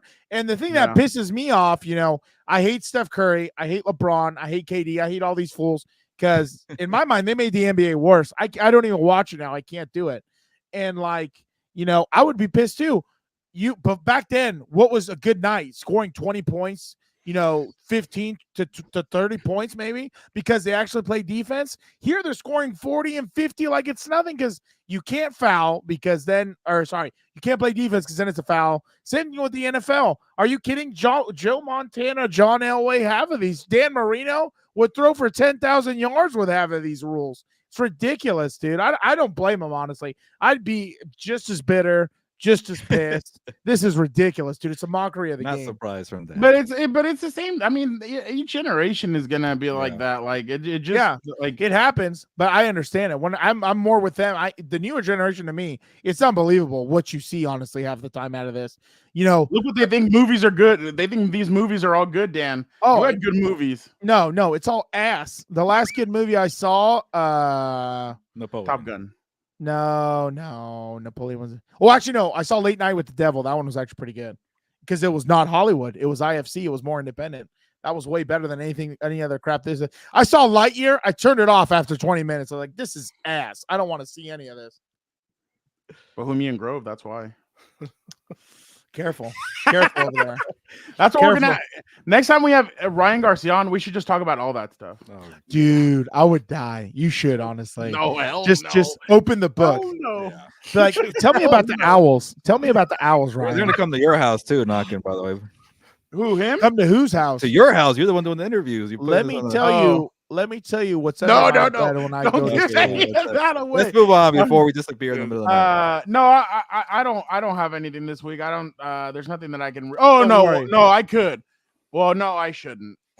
Some of the questions that were asked and some of the things that I've seen in the last 2 days when it comes to journalism make me think that journalism is at a point where it's a joke now and anybody can be a journalist, and that's very disappointing. And people I realized that a couple years ago. Well, yeah, no, I did too, but I didn't want to believe it until what I saw earlier this week. Well, actually yesterday. And then obviously over the weekend, but I don't know. I think when it comes to that, Frown, I think more than anything, it just tells you how soft these people are, that they want to put in people who are just like, hey, first off, I acknowledge you, my tribal chief. Did you have fun while you were out there wrestling? I wasn't going to pull out any. You know what I'm saying? And then like the whole cheering in the background, I'm like, you're right. But that's Mimsy, you haven't been here all day and you're out. Mimsy This is her favorite part. Mimsy is asking for violence, dude. She wants you to pick violence. But that's what I'm saying. People out by name, Fernando. I think it's just these organizations are just getting soft and they want easy layups. And it's like, dude, that's not how this works. Like, it's like we talked about with the All-In series. I know what happened Sunday and they lost. And the episode is taking me back to training camp. I'm not a dumbass. I know what's going on. Well, I know what about that. I'm just talking about the other. It's an example. It's an example. It's an example. That's what I'm just saying. Talking about the other aspect of some of the things. It's just like, like any literally any dipshit with followers and ends up being able to do stuff. So, hey, the worst part is it's not about being right. It's about being first, and they never apologize. That's the biggest problem. Gilbert, we should just disappear and go into the night. With Ryan Garcia's people or what? Well, no, I didn't say that. I was gonna say, you're talking about weirdo time. What type of weirdo shit are you up to up there? You guys brought him up. You brought up the whole thing. The owls and we changed the conversations, but Okay. that's the only thing I have to. That's the only thing I have to say. That I am just distraught by where we are headed with this. But Dan, do you have anything? Or yeah, of course I have something. Here's the thing that bothered me. First off, I was about to get all excited because The Rock says he's going away. Then he comes back and says he wants to come after Cody's title and all this. Like, I'm just gonna leave it at that. This is just getting out of hand. All right. Go away, disappear, dude. Well, not disappear. T's and P's. I hope he's well. I don't want anything to happen. It's gonna be a little too much if he does come back WrestleMania. He shouldn't have a title run, dude. No. You want to give a legend a title run? Give it to Cena so he can break it. Then we'll move on with their lives. Maybe he wins the belt and then have Cena and him for the old man. No. You know what? No. I was pissed off he lost the first time, and then we got once in a lifetime, twice in a lifetime. I do want to see Cena break it though. I do want to see that. Like, I think John Cena deserves that, especially because I know what's coming. I know Charlotte Flair is coming, and I don't want her to break that. So I think that's way. Don't even get me started. Don't even get me started on her. You want to talk about the face of the franchise for nepotism? That is her right there. It's unbelievable, dude. It's unbelievable. Mimsy, what do you want Dan to elaborate on? Was it The Rock? Because I could talk about The Rock for days. No, dude. we're I'm good a on big that. fan. While she messages back, anybody watch anything good? I haven't watched anything. Oh, well, I did find out that Roku has a Price is Right with Bob Barker channel, and it's just reruns of all his. Oh my Oh god, on Charlotte Flair, dude. That should be your 10 minutes next week on Charlotte. Oh, man. I could every talk week more. he'd have a 10 minutes, and he'd do that. Just talk By about. the way, something. speaking of that channel, Fernando, we have like a Samsung, and yes, they have like a Samsung TV, and there's like 24/7 channels for everything. Yeah. There's a Fear Factor channel. Oh, I was watching that at the Airbnb. Okay, for that's a what little they bit. probably have Samsung, and every time I turn on TV, I have it on that channel, and I get With stuck Joe Rogan? I get stuck watching Dr. like Joe 20 minutes Rogan? early. Yeah, It's like so crap. good. Yeah, but Like that you show. you was reminded me good. that it's 24/7 crap. That other show, the one with 21 Jump Street, but the original with Johnny Depp. Oh yeah. on 24/7 loop too. So Yeah. I saw Power Rangers also. I watched like 2 episodes. God. I was like, damn, like this is actually really. And then I saw a Nickelodeon one and it had Rocket Power. Whoa, I'm whoa, like, whoa, whoa, damn, whoa. like Nickelodeon? Are you okay? it's not Disney Channel. Oh, are you No, no. okay? Oh, Am I the Joe only one probably who's doesn't- seen the You dog? don't know about the documentary? Oh, okay. Am No, I I the only don't- one who's seen the That was dog? like a Disney Channel. know what's No, funny? no. You know what's funny? Seriously. No, going back to that. okay. No, I'm not. No, I'm not going to talk Oh. about that. I'm going to talk about. I started watching the Amanda Show with my sister recently after we saw the doc, and you almost see it in like a different light now as an adult, where you're like, "Oof, that's kind of a weirdo thing." Well, talking about like That seeing was something in a totally different light, cold. like I remember watching The Sixth Sense, like 20 years ago, whenever it came out, and like not really picking up on things, and then it was on TVs, and Megan was watching it, and like just rewatching that again, like it makes sense, and like knowing what happens at the end. Spoiler alert. Like you can see like how good that movie is, so that's really that's something really cool to kind of see when you go back. I'm like, we were also talking about Friends, and she was asking me today when we went out to lunch, she's like, oh, wasn't it like on while wasn't it like big when you were in like going in your 20s? I was like, no, I was like, actually it was at the end of high school and then at the beginning of college, so I didn't get it until later on when I was in my late 20s that I understood like some of the stuff that they were talking about on the show and why it became so popular. Yeah. Speaking of Mimsy put the Roku channel is awesome, especially with the nostalgia. I completely agree with that. I love Yeah, nostalgia. I actually was liking it. And I'm like, damn, should I just get rid of cable and get the Roku? Oh, so speaking of which, 2 things real quick. Speaking of nostalgia, shout out Mimsy. Shout out for watching. Nostalgia. shout out to Jesse as well. Shout out to Jesse. Popcorn. I love popcorn. I Popcorn. want to know. Popcorn. But every time I take a flight now, for whatever reason, I love just downloading old original Disney movies, and I just watch them on the flight. Like I saw Sword in the Stone, I saw The Great Mouse Detective, and I saw Fox and the Hound. All great films. They still hold today. This is why, again, here comes the old man. I'm coming out. This new generation in their films, they suck. The Last Absolutely. Jedi, you watched that one too? No, I didn't watch that garbage. No Bible Goes West. Come on, man. Those are the No. best ones. And I was going to tell you, a good film I did see actually. By the way, was- Vic, I watched that I tried watching Hey, that like I a guess couple of months fuck ago. whatever I was saying, guy. I want to share something, but you're still talking too. Sorry, man. brother. Sorry for cursing. So, Really trying to work on that. Yeah, I know. I was going to say, I saw Ready Player One. Didn't know it was a book. Saw the movie. Movie was pretty good. I liked it. Thank you. Yeah, that's one of my favorite Yeah. movies. I gave Okay, it. Vic, I tried to watch 50 Goes West, and it didn't hit the way it did when I was. Yeah, a kid. see, there you go. It's It's such a Bible weirdo Goes movie. West. Like it's a No, weird you haven't movie. seen it. You You need to watch that. Dan, it's the What is little it called? the little rats that cats. They're cats. What is it No, called? they're like, can't Whatever. figure it out. Bible Goes West. 50 Goes West. Fivel? yes. That's Dan all the time, Mimsy. Oh, yeah. Hey, They Dan, cut me off. on They my flight- always cut me off. You're cutting me off, Dan. On the flight home, I downloaded freaking Napoleon. I don't want to mess up again on Spirit, so I watched you watch it? Napoleon. I did, and I get what your review came about, like the whole drama with the wife. That was a little too much, but Dude, so this is the funniest part. If there's kids in the room, just take them out for a second. When we were watching the film, I was watching with my buddy who's a big history buff, and his favorite like historical figure, one of them is Napoleon. So when all that stuff started happening, I turn over to him and I look at him and I'm like, "Your boy's a cock." I was like, "Your boy's a cock." I was like, "He's a simp. He's a simp." It was okay. By the way, just real quick, and this is real. Did you guys see this? Breaking news. Did you get it in the earpiece? Two more things, and then we're done. All right. The Warriors clinched a top 10 seed in the Western Conference. I'm glad they posted about it. Graphics for the 10th seed. It's been it's never been more over. This is actually pretty fitting for this show. This is I hate it when they went to the 7-10 format. Who gives a crap? They're not gonna win crap. 7-10. That's your problem. Whatever. 7, 8, 9, 10. Season tournament, guy. It's like a loser tournament. Oh, that's even worse. That's how NBA is. What are you talking about? The Lakers went in as a whatever. I don't give a shit about 7, 8, 9, 10. Earn your spot as a 1 through 8, and it's okay. Here we go. Basketball, garbage. Baseball, worse. Golf puts me to sleep. I'd rather watch paint dry. Talking about that, make sure you check out the newsletter.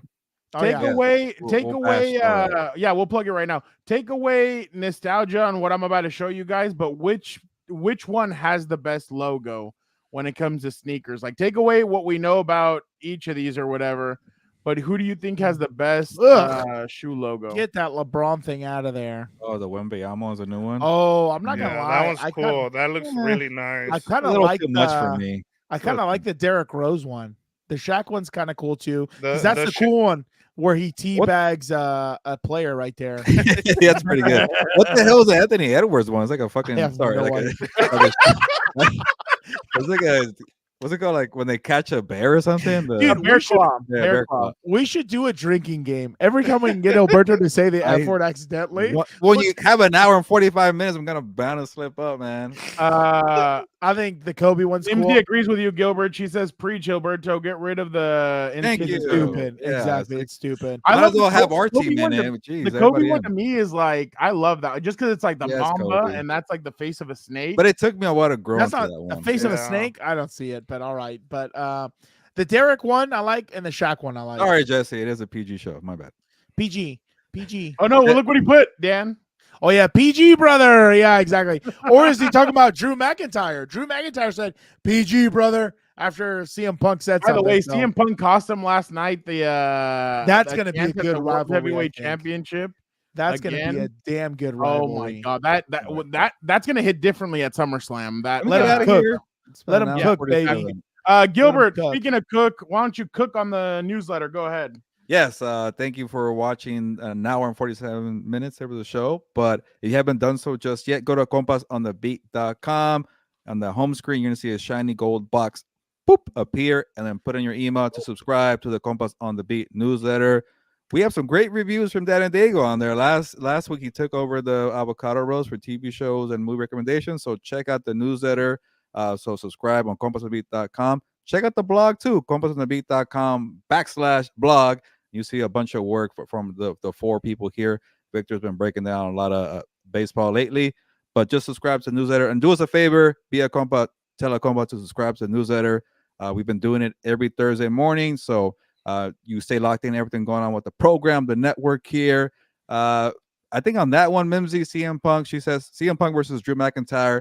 Fire emojis. I will go CM Punk, and I'm not a big fan of Drew McIntyre. His character needs something a little more for me. Whoa. Gilbert doesn't like that he wears a kilt. No, he just kind of boring to me. Like, how dare you? What are you talking about? He just went heel. Like, at least CM Punk has some kind of persona, whatever. The heel. When Damian Priest took that belt, I was like, hell yeah. Anyway, okay. Are you? One of the Compas on the Big Talk?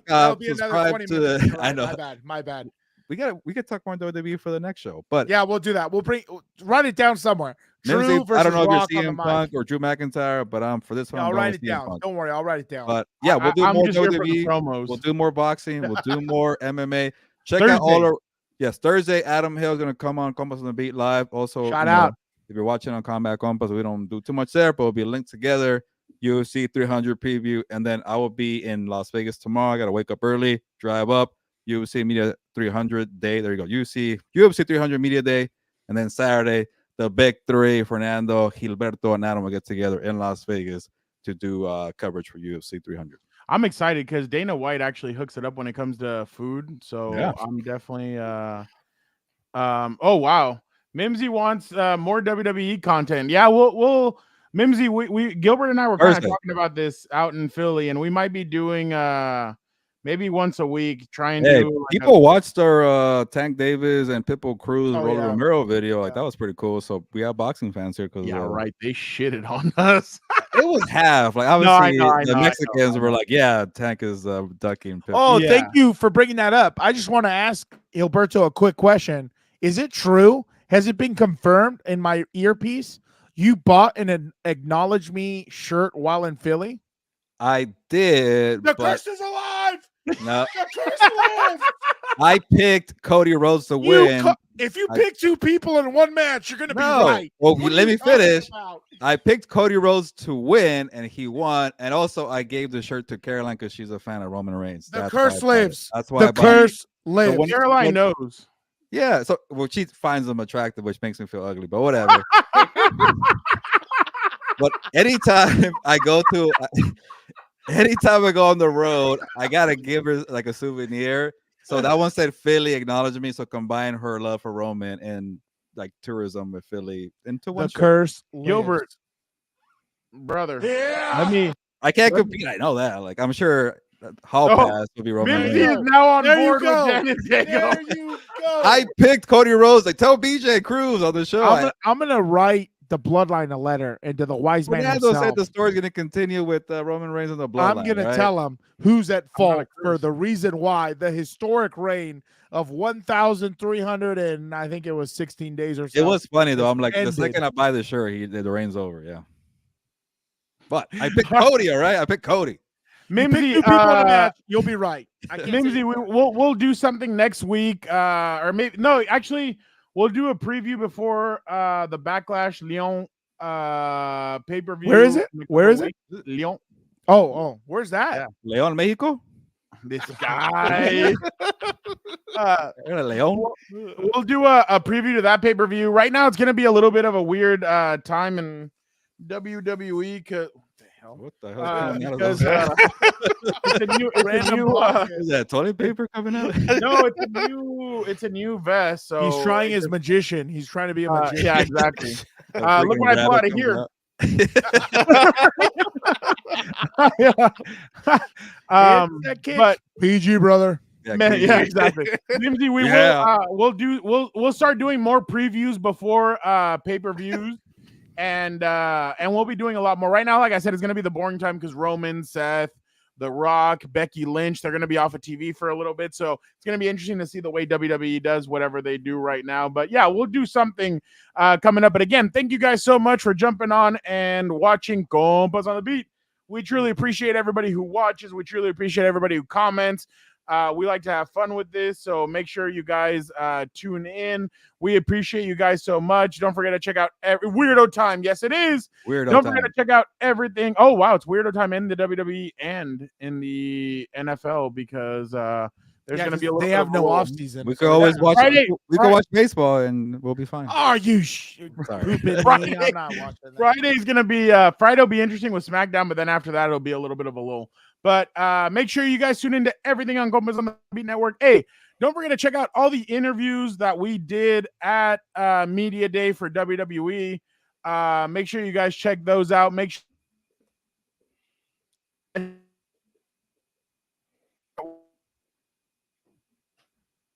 Is it just me or is there Fernando freezing over here? And the Bro. brother. Hey, bad Wi-Fi at the Yeah. nearest household. I will do the promos, Victor, because Yes, Fernando please. does pros here. Check out all the content on the Compas on the Beat YouTube. Hey, Dan. Am I frozen? Yeah. I think were you pretending right now? He That's just pretty- comes out like, That's pretty good. So I was Yes. blaming your house there for the bad Wi-Fi. But okay, yeah. I'm back. What the hell? Were you I faking don't it too? I can't tell. That's what she said. Thinking what? No, hell no. I'm over here freaking out as a producer. I'm like, what is Okay, going yeah, on? he messed up. Check out the Kevin Owens interview with Fernando and myself on the camera because that was one of my favorite interviews. when LA Knight, and AJ Styles got into a brawl. We kind of had the behind the scenes and the reaction. Io Sky and Dakota Kai, that kind of rhymes, right? Got a reaction from those two wrestlers too as well. So check that out. We got an interview with Jay Cargill, the new superstar for WWE. We got an interview with the new champion, Damian Priest, and Finn Balor was awesome to talk to. He got really into the interview. I like that. Obviously, Kevin Owens, like I mentioned, and Carmelo Hayes. I think that's it. Fernando, no, you're back. Okay, but check out the content. Again, Wednesday, locked into YouTube channel for Compas because I'm going to be at UFC 300 Media Day. Thursday, Adam. I'm doing promos all over again. So, we lost. What's going on here? Let's just get out of here, Victor. Yes. Thank you, everybody, for being on the show. But on that note, ya nos vamos, pues, vámonos.